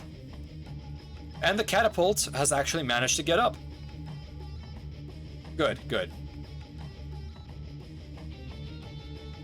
Yeah, as you can see, the catapult no longer is in the no longer has a prone indicator. Yeah, Princess is a I've spent too much time with her. I know her. I know her well enough. But you learn to love her, because when you don't have other players, she's the only one who will spend time with you. All right, let's move the awesome forward. Let's not get into minimum range, but let's get into kicking range, I think.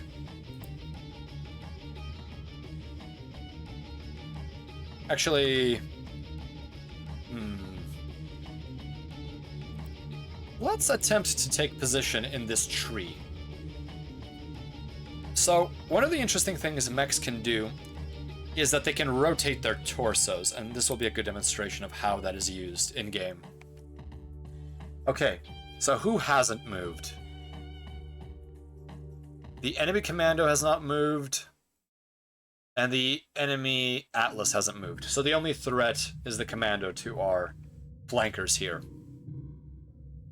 So I'm thinking I'm going to take a bit of a risk here. Or actually, I don't think I will. I will move the Hunchback up on this hill, and then I will begin firing my autocannon 20 at point-blank range. This is the ultimate power trip, if it hits. You're up, Hunchback. So now the Commando has enough movement to go around my back and essentially begin harming my rear armor. But I think I'm going to risk this and push a heavy attack forward. Let's demonstrate jump movement for this turn. I believe I will use my Javelin to jump behind the Atlas. So as you can see, jumping ignores all of the movement costs related to terrain and elevation changes, and it also lets you freely spin using the shift key in place whenever you're traveling using jump movement. I will have, unfortunately, a +3 to hit, but because I'm at point-blank range, that should be okay. All right, we've jumped behind the Atlas. And as you can see, the Commando did not take advantage of my rear armor, and is only facing the left side armor of my Hunchback. Okay. Firing phase.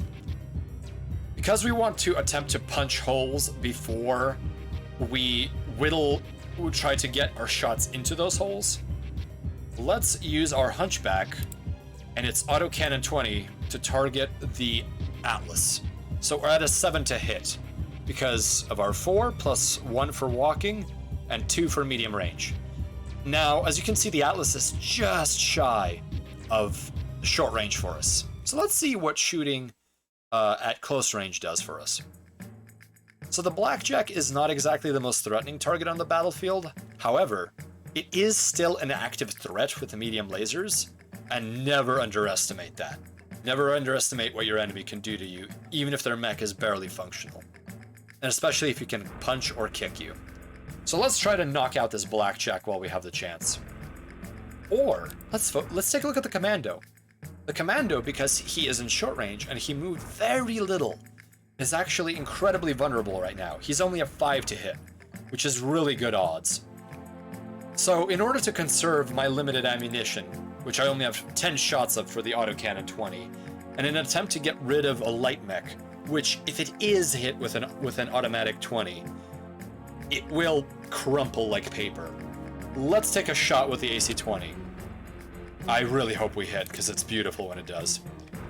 So now in this situation we have a few more weapons we can fire. Let's shoot a medium laser, which does 5 damage for the cost of 3 heat. And let's overheat a little. Let's fire off our other medium laser. We're going to be at 14 heat, but that's more than acceptable. We're done with the Hunchback. Let's do the Javelin. Let's do the Javelin last, because we want to open up holes. Awesome, because it is the closest to a hole puncher that we have. Okay, I didn't mess that up. Okay, so if you saw before, the Awesome was arranged this way. It's facing in this direction. And as you can see, the firing bands are not aligned properly to target these mechs. So, a mech can twist its upper body, its torso. Some mechs can't do that via Quirks, but most mechs can. And some mechs can even spin 360 like a turret. So let us use the torso twist option, which is something you do during the firing phase, to swing our primary firing arc this direction. Now you may notice that the firing arc is also asymmetrical, but here it's symmetrical. So depending on where your weapon is mounted, your firing arc will actually be slightly different. In this case, the classic firing arc for any weapon, without special changes, is you go from the front right hex and the front left hex, and you draw a line going infinitely forward. And that I guess triangular sector is your field of fire. And in this case, that's for any forward-mounted weapons. However, in this case, the Awesome, one of its PPCs, is actually mounted on the right arm. So if you imagine this with your own body, this is as if you had a handgun in your right arm, but you could swing it behind you without actually rotating your body. And because it's a mech, it doesn't need to aim down the sights. So as you can see, it also has this additional right side sector where it can shoot. So in this way, a mech can actually shoot behind it if it has arm-mounted weapons. A mech can also shoot behind it if it has rear-mounted weapons. And in this case, let's take a look at the Atlas. If we look at these medium lasers mounted in its rear, it actually has a rear fire arc. It is very limited, but that means my Javelin is not actually safe. It may get shot by the Atlas's butt lasers. Let's go back to our Awesome. Let's rotate back and let's shoot the Atlas, because it has one of the best 2-hit numbers. 1, 2, and let's overheat. That is a acceptable overheat. 3 PPCs fired at the Atlas. Done with the Awesome. Yes, butt lasers. They're not very common, and some designs make terrible use of them. Like half their firepower is in butt lasers, but you know, Battletech's a game of love and hate. All right, so well within minimum range for LRM racks. What are the 2 hit numbers here? They're both 8s for our LRM 15 and for our medium lasers. Okay. That's fine. So an LRM 15 has a fairly good damage to heat ratio because on average it will do about 7 damage for a value of 5 heat, whereas a medium laser does 5 damage for a value of 3 heat. Let's see, if we fire all 4 of our lasers, we will build 12 heat, so let's just fire all 4 of our medium lasers at the Atlas. Oh, I can't do math. We're actually at 14 heat. Fantastic, that's good for me. Catapult is done, and Javelin will now fire missiles into the Atlas's rear arc. So let's see how much heat we have. Unfortunately, because jumping is heavily balanced by it being harder to hit with it. As you can see here, it's a 7 to hit due to the plus 3 malice of jumping as an attacker. And our heat buildup is enormous. For every hex you move jumping with a minimum value of 3 heat, you will build up 1 heat.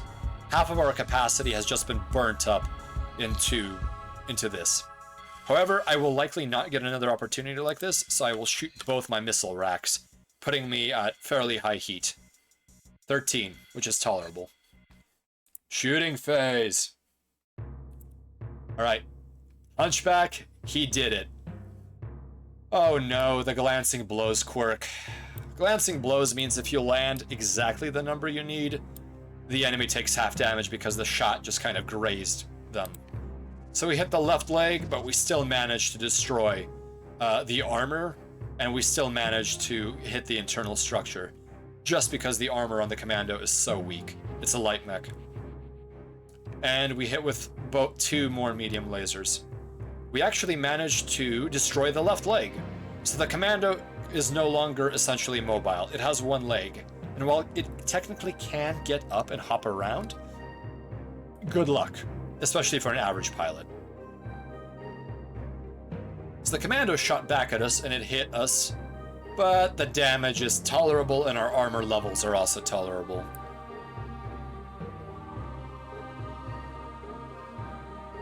Alright, the awesome shot at the Hunchback, the awesome shot at the Atlas, and hit with everything. And we even landed a through armor critical, which floated onto the arm.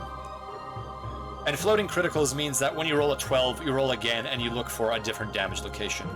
And this is nice. We damaged the lower arm and the shoulder, which means the Atlas will have a harder time shooting with that weapons mounted in that arm later. The PPT hit the left torso and the right arm, so we're slowly stripping away the Atlas's protection. The Blackjack shot at the Hunchback, and it... Ooh! So, it actually landed a through armor critical again, but it did not actually manage to roll an 8 or above, meaning it has no critical effect. The Catapult shot all of its medium lasers and only hit once. That's kind of sad, but the left arm on the Atlas is really doing poorly. The Atlas, oh no, it hit us dead in the chest on the Hunchback with the Autocannon 20. Probably because it knew it was a threat. 12 internal structure remaining, but luckily no critical hit. That is, we are going to count our blessings here. We're not, oh, no. Oh, we lost our leg on the Hunchback. That is bad news. Okay, the Hunchback is no longer, we're taking a lot of crits this game, jeez. Yeah, I think the leg is much more of a 0-7 sort of event. Oh, and we only have 10 internals now. So the Hunchback will just have to basically crawl around and shoot as much as it can. The Javelin landed 1 SRM hit, and it didn't get anything too good, but it did its job. Thunderbolt is damaging our awesome. Hunchback falls. The pilot, so here it is. The pilot needs a 13 to avoid damage because the fall is incredibly jarring. He took 1 damage because he failed, and he needs to see if he's still conscious. But Pilot Xia is now fortunately conscious. He didn't roll poorly. The Atlas passes its standing check, and the Commando also goes toppling. Okay, so this is the first time we've seen this phase. When a mech is within range 1 or range 0, depending on if the rules allow for that, usually you're not allowed to stack with an enemy mech or even a friendly mech. Now I will be doing a punch attack, I think. So basically, let's take a look at our hit numbers. I don't like that. Actually, let's do a kick attack. So my Javelin has jumped using jump jets, landed, shot missiles, and is now going to take a cheeky little kick at the Atlas's rear side. And it's a 6 to hit. And I missed. Unfortunate. But luckily, the Atlas also missed with its punch. So now I must make a piloting check to make sure I don't fall over because I disbalanced my mech with a cheeky kick. And we're all good there. Of all heat levels of note here, the Atlas is at 12. This guy is pushing his luck. And the Blackjack is at 7. So I'm doing fairly well on that front, but that also means I'm not dishing out the DPS. So the Hunchback has fallen over, and unfortunately it cannot stand up. If we look at the armor chart, this little triple star indicates that our leg is straight up missing. This is just bad. So let's do our best and just simply rotate. We're going to hit shift. Oh, that'll be a sprint. So we're going to hit shift and click in the direction I want to rotate. That pink arrow means I would have to sprint to turn that far. So I will hit backspace and undo that automated movement. So we'll turn one hex side, which is better than nothing. Okay. So the awesome is our slowest, so let's move it next, because it's slowest but also not crippled. Now let's move into this woods right here. It'll cost us 3 movement because we must turn and spend 2 MP moving into it, but that is perfect. We won't need to pay any, we will only have a +1 to hit because we're not running. And the woods, for anyone shooting us, will provide a +1 to protect us. It's not much in a knife fight, but it helps. The catapult is not so lucky. I'm not sure I can maneuver it in such a position. The catapult, however, does have jump jets. Let's see what we can do here. Jump jets will add a lot of heat, but that is also okay.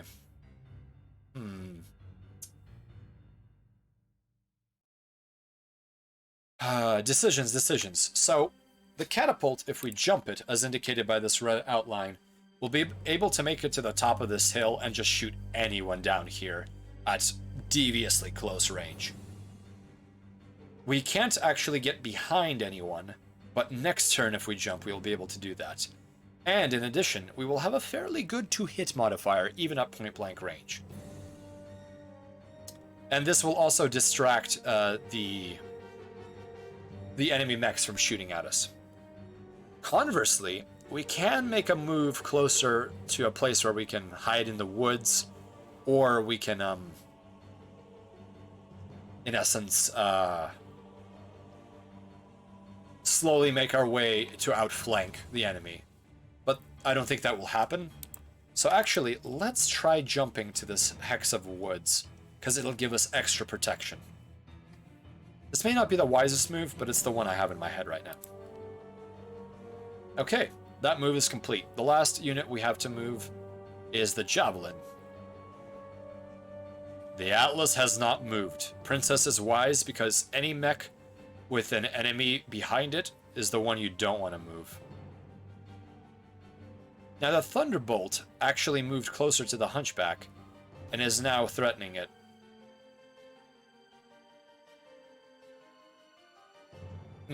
Okay. So the Javelin is not good for a straight-up fight. Hello, Mythodox. Yeah, Megamek is not exactly a very frequently viewed game or streamed game. So Megamek is a Java implementation by the community for the Battletech tabletop game. And Battletech is a turn-based hex grid war game where big stompy robots and sometimes vehicles and fighters and spacecraft duke it out on a field of battle like this. The computer version is very popular because the rules are fairly complicated, so this really makes it a lot easier to play. But it is a tactical game as opposed to a grand strategy game. And there's a lot of rules to explain, unfortunately, so I apologize if you haven't seen it before, but I do my best to explain them as I go along. So right now, I'm fighting the AI named Princess, and she is currently arrayed with her red mechs here, facing me in the blue mechs. I am not doing too well due to luck and due to my brain beginning to melt down, but we're gonna hold our own and fight to the death. Yes, Princess. It's a very cheeky name for the AI, but it's fitting. She's either finicky or she is absolutely ruthless. So let's move the Javelin into a position where it's not going to be annihilated by the Atlas. Let's use jump jets for this. We may not actually be able to fire weapons in these situations. Hime-sama. I certainly hope that one day I will see fan art of Princess in all of her, robotic and temperamental glory. There's actually essentially a yandere setting, or a berserk setting for Princess. She has some sliders that you can play with and make her your perfect battlefield girlfriend. Okay, Javelin. I think I'm going to make the Thunderbolt pay for his mistakes. No, let's jump 6, because that gives us a better 2-hit modifier, and we'll still be in range. Actually, no. Let's jump away completely. I will be overheating, and I already have 3 heat. If I jump 6, I will be at 9 heat. That will not help anyone.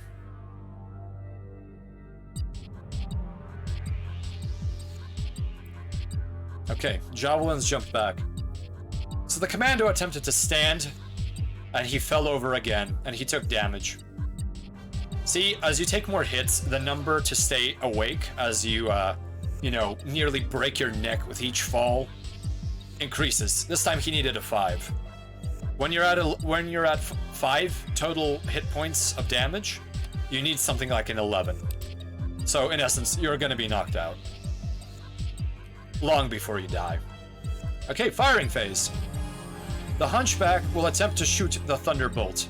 He will use one of his arms to prop his torso up and shoot with the autocannon. Nope, I'm out of range for the auto 20.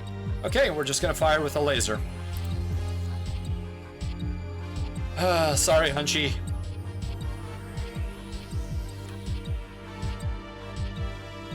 Let me backtrack on that. So, if you'll notice, the modifier is fairly high, and that's because I walked, which is the equivalent of me rolling around on the ground to turn my guns to face the Thunderbolt. And I'm also attacking prone. Oh yes, the catapult is very much representative of... It fits its name. It's a long-range support mech that jumps around. It looks like a chicken with missile boxes. Oh, I guess to any new viewers, let me shoot you a link.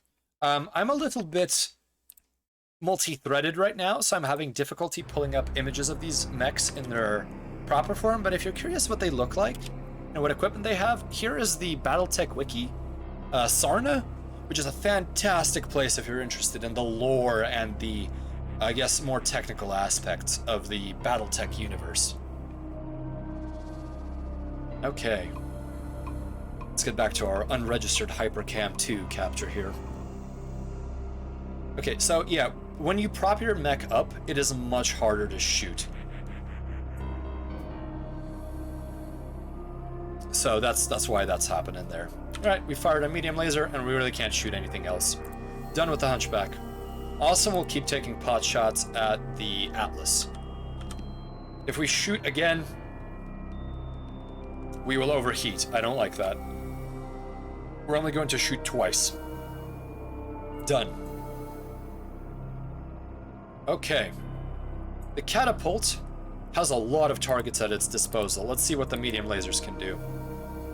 Because I jumped, my 2 hit numbers are very high, so I believe I will attack the Atlas with just enough weapons to not completely overheat. In this case, if I fire 1 more medium laser, I will go to 16 heat out of a possible 15 that I can sink, which will leave me with 1, which is more than acceptable. Okay, that is done.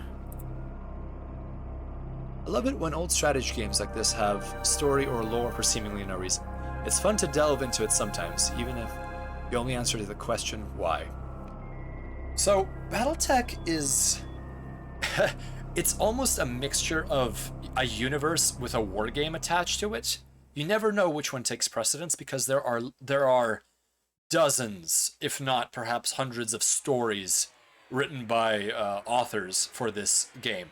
And this isn't even fan fiction, it is straight up official novels. And a lot of, I don't know if any in the audience have read some of these Battletech novels, because there are people who have never even played the game and who have read the novels.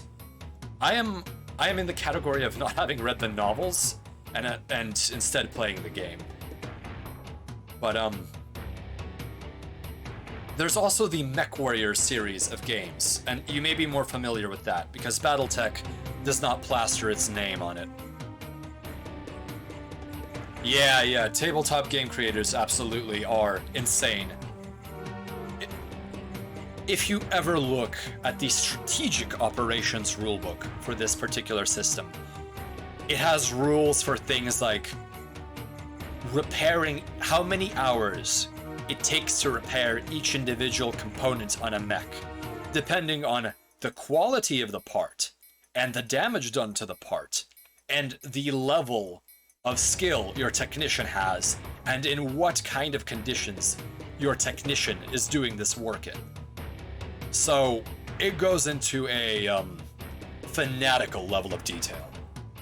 And I hope the tone of my voice indicates that I love it, but I'm also intimidated by it, incredibly so. Okay. The Javelin is going to overheat very badly if it fires anything, and the numbers to hit are not great. But I think I will take a pot shot and go up to 3 heat. It's acceptable for me, I think. Okay. Hunchback shot and actually hit the Thunderbolt. Nice. First blood on that particular mech. Oh, okay. Okay, let's see. So the Awesome continues to hammer away at the Atlas, hitting its legs and center torso. Acceptable. Let's see, the Blackjack has... oh boy, it has damaged a lot of our Hunchback. Unfortunately, we have taken a critical on our upper arm. Oh, and we've lost another leg. That's fantastic. So the Hunchback is literally a torso with 1 arm, and one of those arms is... or 2 arms, one of which is gimped.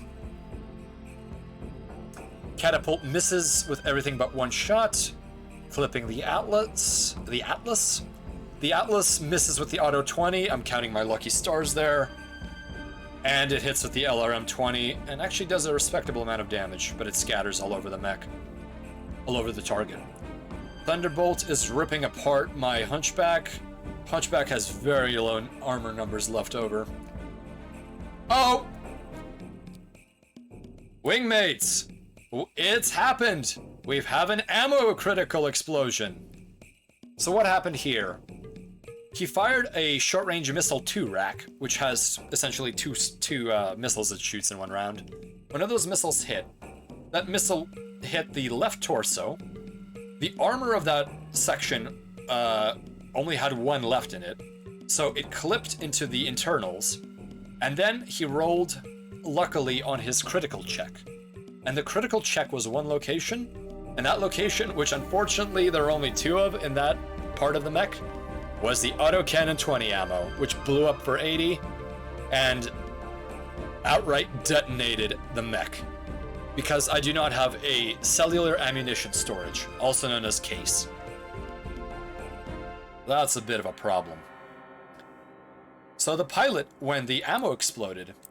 So the interesting thing about the Mechwarriors that pilot these battle mechs is they wear helmets, which essentially are a neural interface, sort of like the one that I have, but not implanted. And in essence, this allows the mech to use a human's natural ability to balance in order to stay upright, in addition to the gyroscope that a mech has in its core.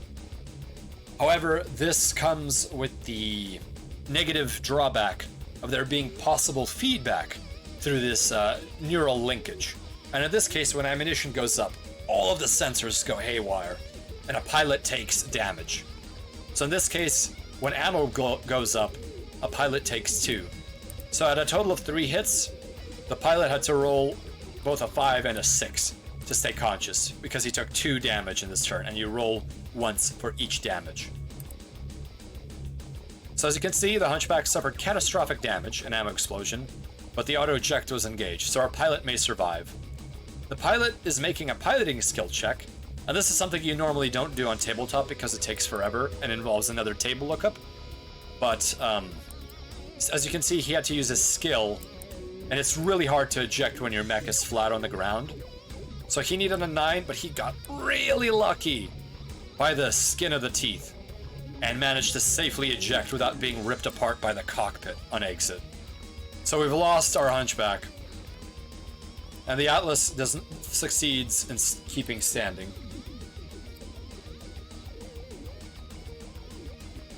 Alright. Heat, heat, heat. Let's get reckless here.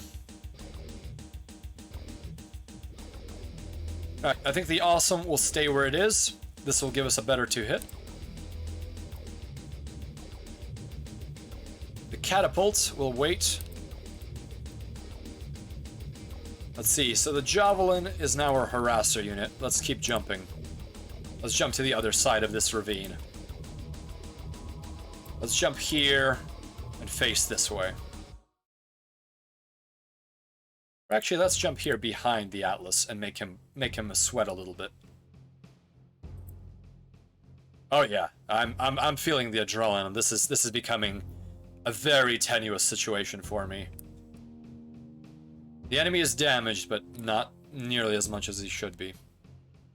So the catapult has to move here. Let's go for broke. Let's try to kick the Atlas in the face. So here I'm going to be in range 1. If I survive the shooting phase, I will be able to attempt a kick to the face of the mech. And if I can land a foot onto the Atlas's face, there is a good chance he will be crushed. And the pilot will be, pasted. And thus, this 100-ton juggernaut will, cease to operate. It's not polite at all, but that's mech fighting for you. Right, Awesome is going to fire everything it has except for the small laser. We will not be overheating much. Let's fire the catapult's mediums. If we fire one more, we will be at 16 heat, which is acceptable. Done. Javelin will now shoot the Atlas in the back. We really only have 1 heat, 1 shot that we could afford. Okay, you know what? It's a 50% chance to hit or so. So I will fire both racks and just hope for the best. I will accept the heat and I will jump away. Commando misses. Awesome hits 3 times, stripping the Atlas of quite a bit of armor. Blackjack misses. The catapult manages to hit with 3 medium lasers, and we've finally begun to dig into the internals on the Atlas. Perfect, he's bleeding. The Thunderbolt manages to get past the armor on our Awesome, which is not a good sign. The Javelin hits with 1 missile rack. Good thing we fired 2 of them. The pilot has taken a critical. Fantastic. And we've stripped the armor on the arm. And all the piloting skill rolls succeed, so no one's fallen over. Now the catapult will attempt a kick. I need a 6 to hit, and this will be on the punch table, which means there is a 1 in 6 chance of me kicking the head. Alright, so the Atlas punches me. It hits my right leg and destroys the armor on it, but luckily I had enough armor. I kick the Atlas in the left arm, and I actually blow off the left arm. Section destroyed. And the Atlas must make a check, but he succeeds. Done. Let's see, Atlas is overheating like crazy, so he has both movement penalties and he has shooting penalties. So I will be taking advantage of this and harassing them as much as I can. Thunderbolt and Blackjack are also a little hot, but that's alright. It's not that hot. So the Awesome should really probably begin moving, but I'm in a good place here. I think I will stay at it. Okay. So Javelin is running rather hot right now. 6 heat, and if I jump, I will be overheating outright. So let's move him into a safer position so that he can cool down. Let's see here. What is optimal? Let's simply jump behind the hill. Perfect. Catapult. So the Atlas has walked 0, which means he's spinning around in place. Let's get behind him. Actually, let's make sure we are close enough to him that we can kick him, but also not be in range of his kicks. So let's go here. Kicks are basically free attacks, so it's great to take advantage of them.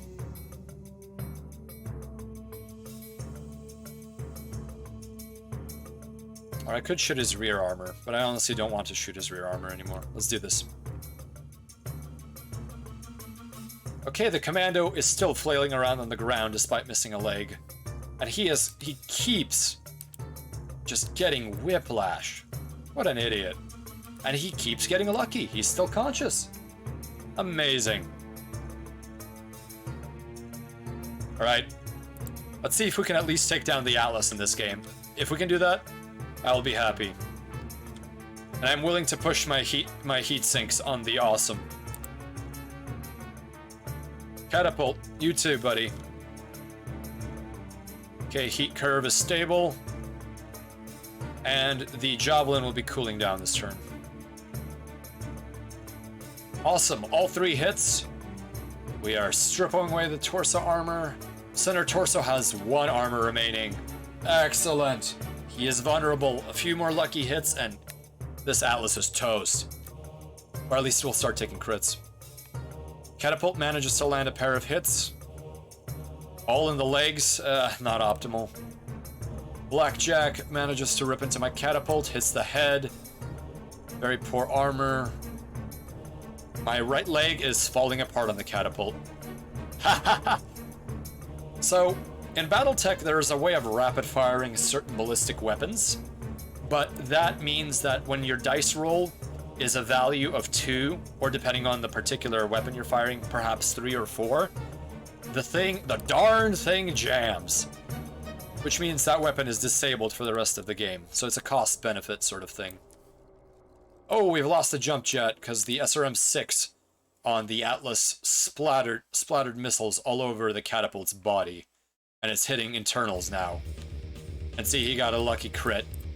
But we're knife fighting anyway, so we don't need jump jets that much. And we've lost right torso on the catapult. That is bad. We've lost weapons. Catapult manages to stay standing. The Atlas is also standing. Alright, let's do a desperate last kick. 6 to hit. And we hit. The left leg for 13 damage. 8 armor left. Okay. Awesome is now starting to lose mobility due to the heat. Okay.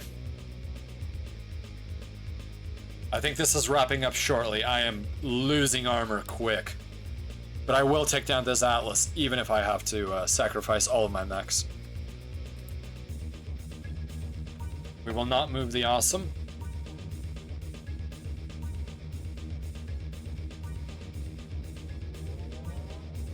You know what? The Atlas is running hot, so he's likely not to move, so let's keep jumping around like a lunatic. This will probably be the catapult's last hurrah. Javelin, you're cool now. Oh no! Oh no, the Atlas moved closer. We got too cocky, wingmates. We got too cocky. But the Javelin can jump here and shoot the Atlas in the rear. Commando blows himself up because he keeps trying to stand. Pathetic. Well, that's technically a win for me. Rotate our Awesome's torso. Atlas is in minimum range. Whatever. Fire everything we have except for the small laser. Catapults cannot rotate to face the Atlas, unfortunately, so we will be facing the Blackjack.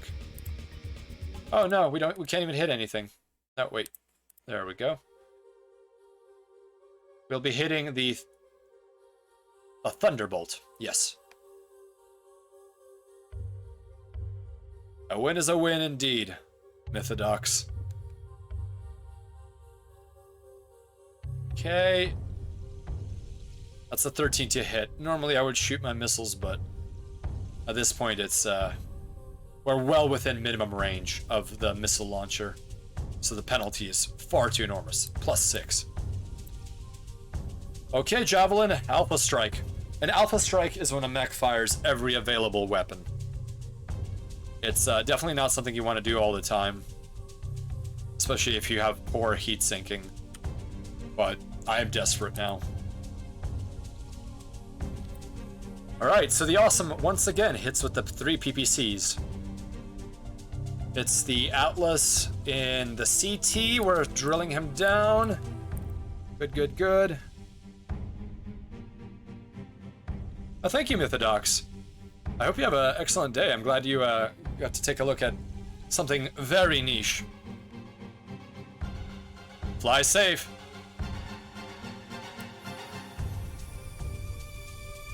Alright. This convoy will be wrapping up soon. I think we are close to that. Okay. So the Blackjack keeps blowing me up. He blows up my right leg, which means my catapult is now down on the ground and is essentially unable to jump or anything. The catapult lands only 1 hit. Nothing lucky there.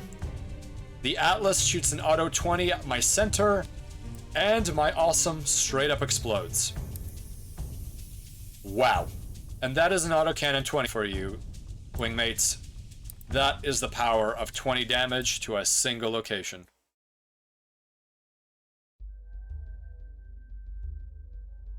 Oh, I'm glad you're enjoying learning this. Let me tell you, the advanced rules really make you start sweating a little bit. Okay. I think it's much easier to get a hang of this game if you're aware of some of the tables. Let me pause for a second here and actually pull up a link that might be interesting to anyone interested in Battletech as a game as a whole. Battletech Quickstart rules.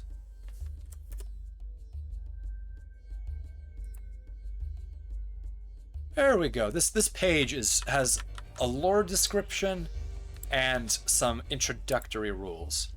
That's the official Catalyst website for the game, and it's one of the other good places to get started in this.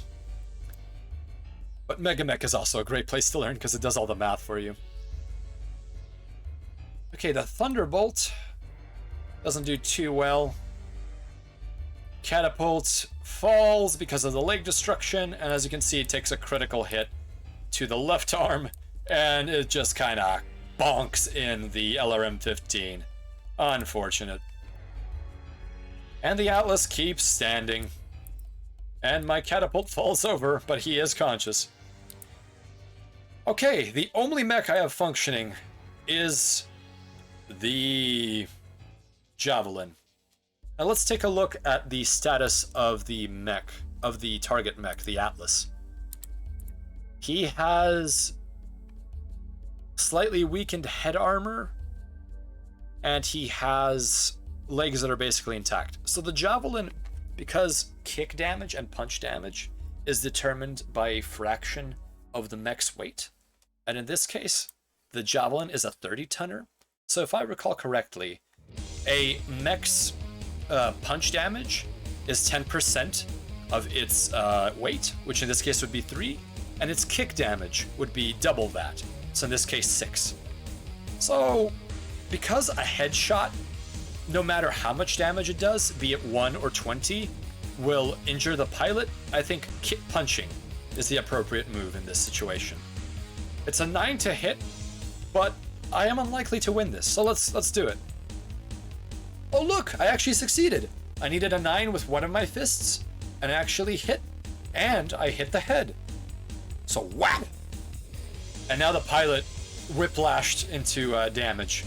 Unfortunately, he's conscious, but at least it's insult, if not injury. The catapult is no longer battle capable, and the Javelin is not very effective. We've lost this, I think. It's a GG, but let's fight to the death. Catapult will rotate 1. Now don't get up, Catapult, just rotate.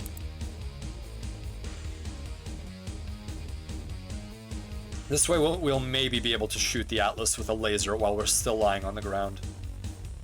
And you know what? The Javelin's just gonna keep running behind. Okay, shooting off every possible weapon on the Catapult and every possible weapon on the Javelin. Catapult actually lands a hit on the Atlas. Blackjack is ripping apart the Catapult. The Thunderbolt keeps ripping apart the Catapult. Yeah, we've lost our gyro. If you take 2 hits on a gyro, you cannot stand any further.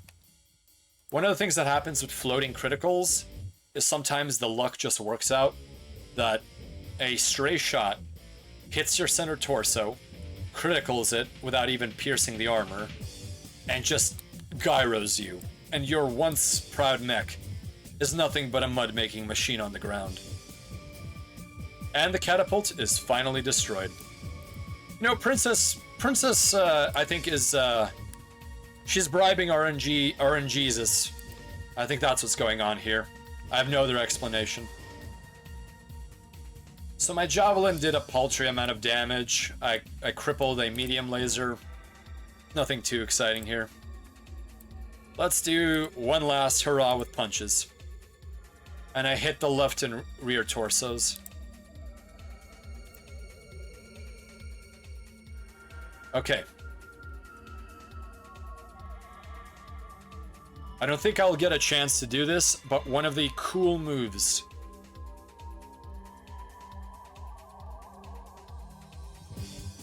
Yeah. Princess likes to do these things when other people are watching. It's, you know, it's Schrodinger's law, but with random number generation and AI behavior. Unobserved, you win when anyone else is watching. Oh, good luck. Okay. You know what? So this is a bit of an advanced rule, but I think I will enable self-destruct. I will overload my engine core and attempt to take the Atlas with me.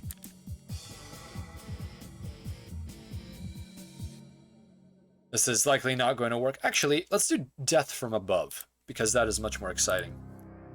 So death from above is your mech uses those jump jets to leap into the air and come down on top of the head or upper torso of an enemy mech, kicking it to death, hopefully. It's a fairly powerful attack, but it's really hard to land. And unfortunately, the enemy you're targeting must also be done moving. So let's attempt to do the blackjack. Okay, we actually won't be able to do it this turn, so because we must move last. So let's jump into these woods. Actually, let's jump away over the hill. And I don't think the enemy has any jumpers now, so we should be safe. No, we're not! I made a mistake! I am... Too cocky is the current setting on the dial of how I'm thinking. Alright, let's fire off every weapon we have, or at least one of them. Okay, good. I did not get shot by the blackjack. I can punch him in the feet. Let's do it. He missed a kick on me. Good. Okay, moving on. Oh, let me pull up the round report here. I have lost initiative again, so I can't do death from above. Let's do another evasive jump. Where did the Atlas go? Where did that monster trumble off to? Oh, he's running away! Come back here, you! Absolutely unacceptable. So when I jump, I'm going to face this way. Just so you know, in Battletech, face hexings have a alphabetical organization. So hex side A is vertical, and then you go clockwise. So B is this way, C is the way I'm going to be facing, D is down, and so on and so forth, all the way to E. So I'm going to face hex C, or hex side C, in order to avoid being shot at in the rear armor. Oh, where did the Atlas go? Is he running? Okay, so we're not going to be able to DFA the Atlas. He is running away. Very unfortunate. The AI does that if the mech is crippled, unless you disable retreat when crippled. They missed me. I hit... Oh no, I got hit with one laser here. As you can see, even 5 damage basically leaves nothing left for a light mech. Alright. And I keep losing initiative. Please, princess, just let me win initiative. Just gonna keep shooting. I hit the Thunderbolt. No lucky hits there. And I finally won initiative. Alright. Wingmates, it's time for a death from above. Let's attack the blackjack. 2 hit, 8. Let's do it.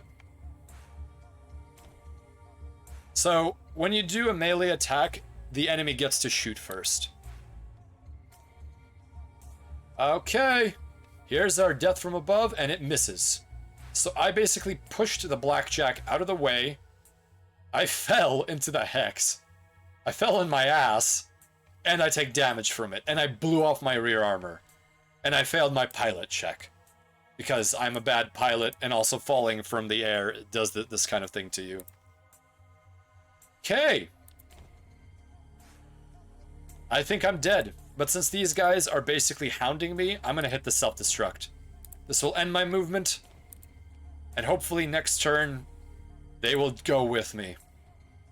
And since I have a powerful engine, and engine power determines how much damage you deal, here's hoping that I take him out. I'm doing an alpha strike right now, because I have nothing left to lose. They blow off my arm, they blow off my foot. I hit them a little bit, it doesn't matter, because we're about to go kaput. If I did this right.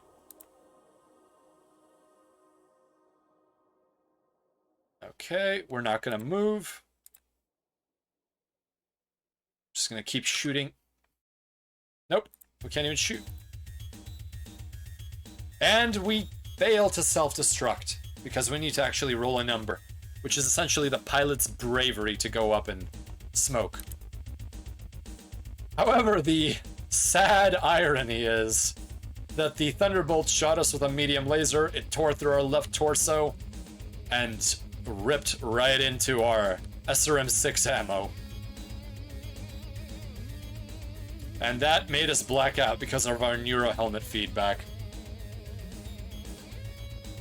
This breaks the rest of our mech, and we eject. We fail our ejection roll, we take 5 hits, and yeah, we are let's take a look here. So the Javelin's gone. We've lost this. And the pilot is unconscious and immobile while heavily injured with 5 hits. So he needs a miracle to wake up. Here he goes. He's dead. They just unload and kill my pilot with heavy weapons. And that is that. Princess has won with 1 mech crippled, 1 destroyed, and 1 mech slightly damaged. The Thunderbolt is basically clean and would be fairly easy to repair in campaign. And that is that. GG for me. Okay. We're done here. We are not saving salvage. Alright, let's turn off the unit display and the minimap. So here is the graveyard. So many losses. Yeah, that's a Battletech Mechwarrior for you. So I think the best performance of Battletech as a system is definitely when it's run in a campaign and you actually have incentive to retreat. Like, for example, if I had lost that Hunchback and maybe another mech, I would have immediately begun pulling away.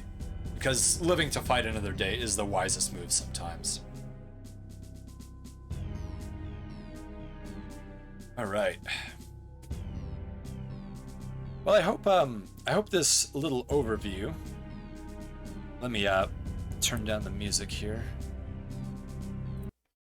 Alright, let's go to the chat screen. I hope this little overview of Megamek has been entertaining or inspiring or just, you know, a way to pass the time for anyone. I'm gonna post a link to the Megamek GitHub page where you can download the game itself. And it's free, it's open source. So, and it runs on virtually any modern system that has a Java virtual machine available, which is darn near everything. There we go. Okay.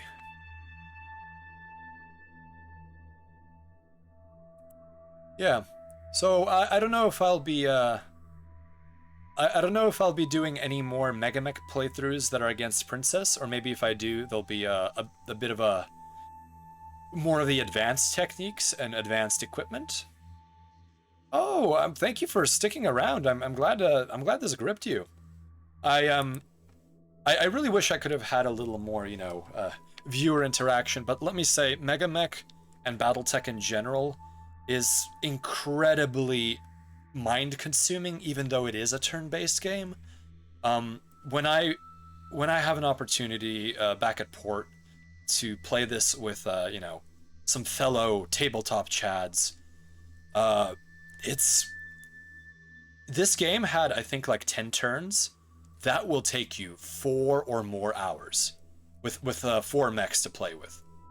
It is absolutely It is not a game for the faint of heart or for those without a little bit of spare time. But the nice thing about Megamek is you can actually save scenarios and come back to them at any point.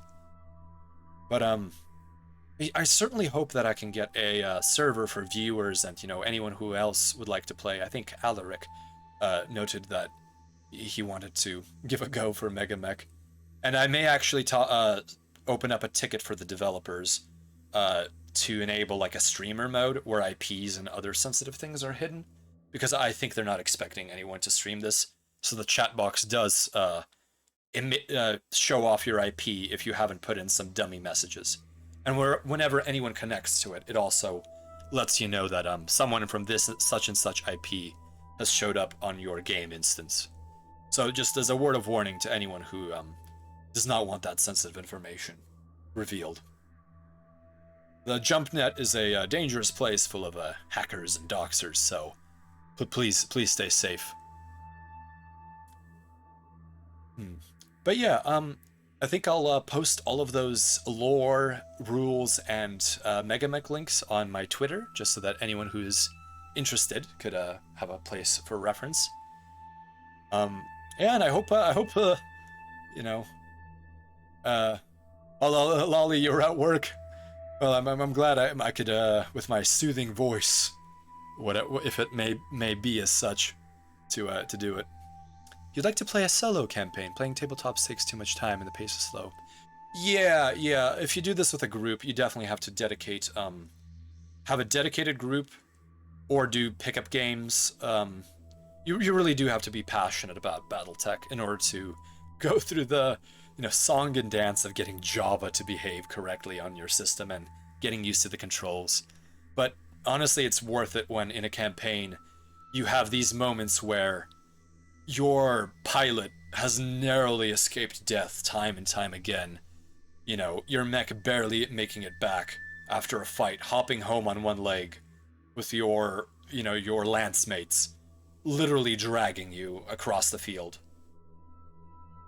That is something a game master, of course, has to adjudicate, but that's, even with a Megamek, you can still say, like, yeah, you've won, don't worry about it, we're ending the game here.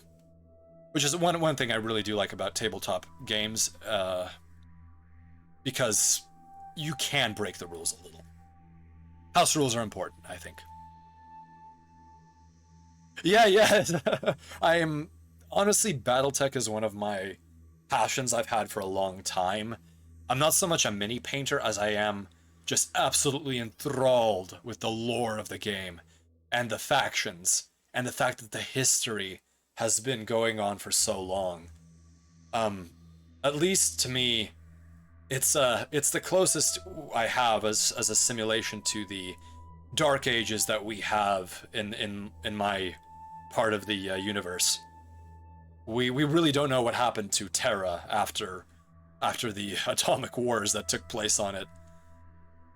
I know that that's as far as I understand, this particular JumpNet node is an emulation of early Terran, as they call it, internet. It's not the JumpNet quite yet. No lightspeed wormhole communication.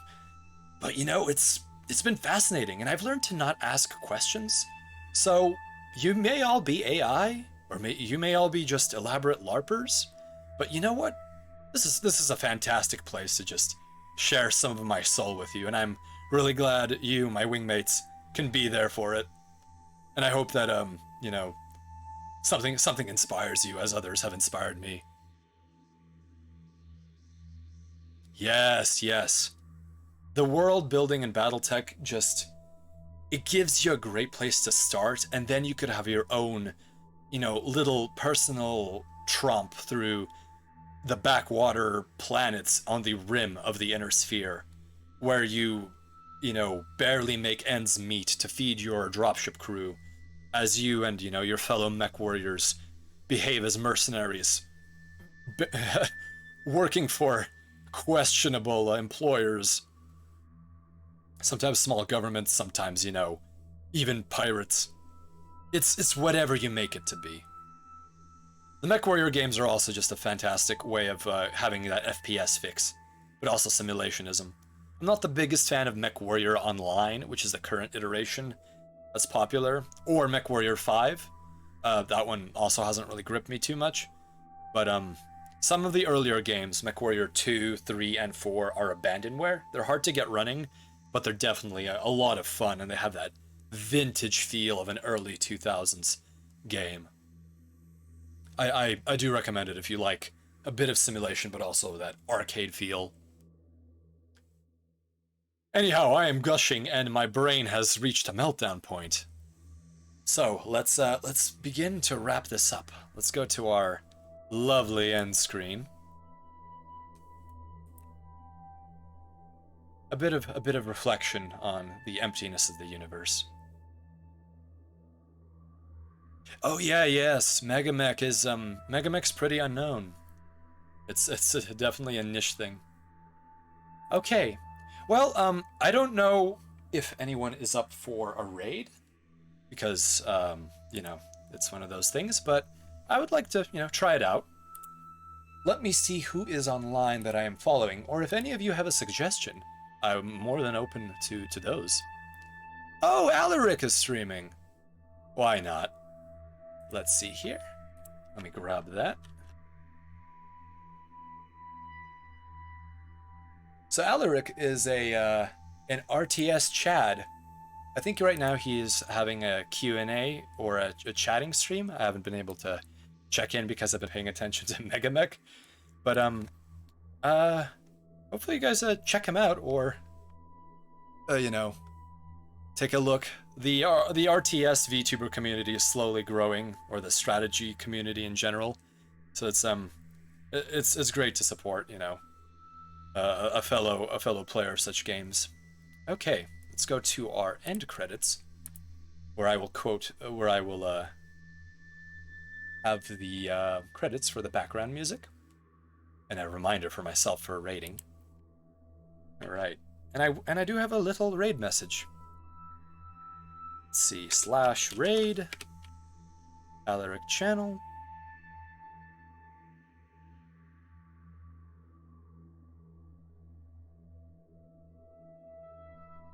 Okay, excellent. And let me put out the raid message. Here we go. We're charging our jump drives. This convoy is moving onward.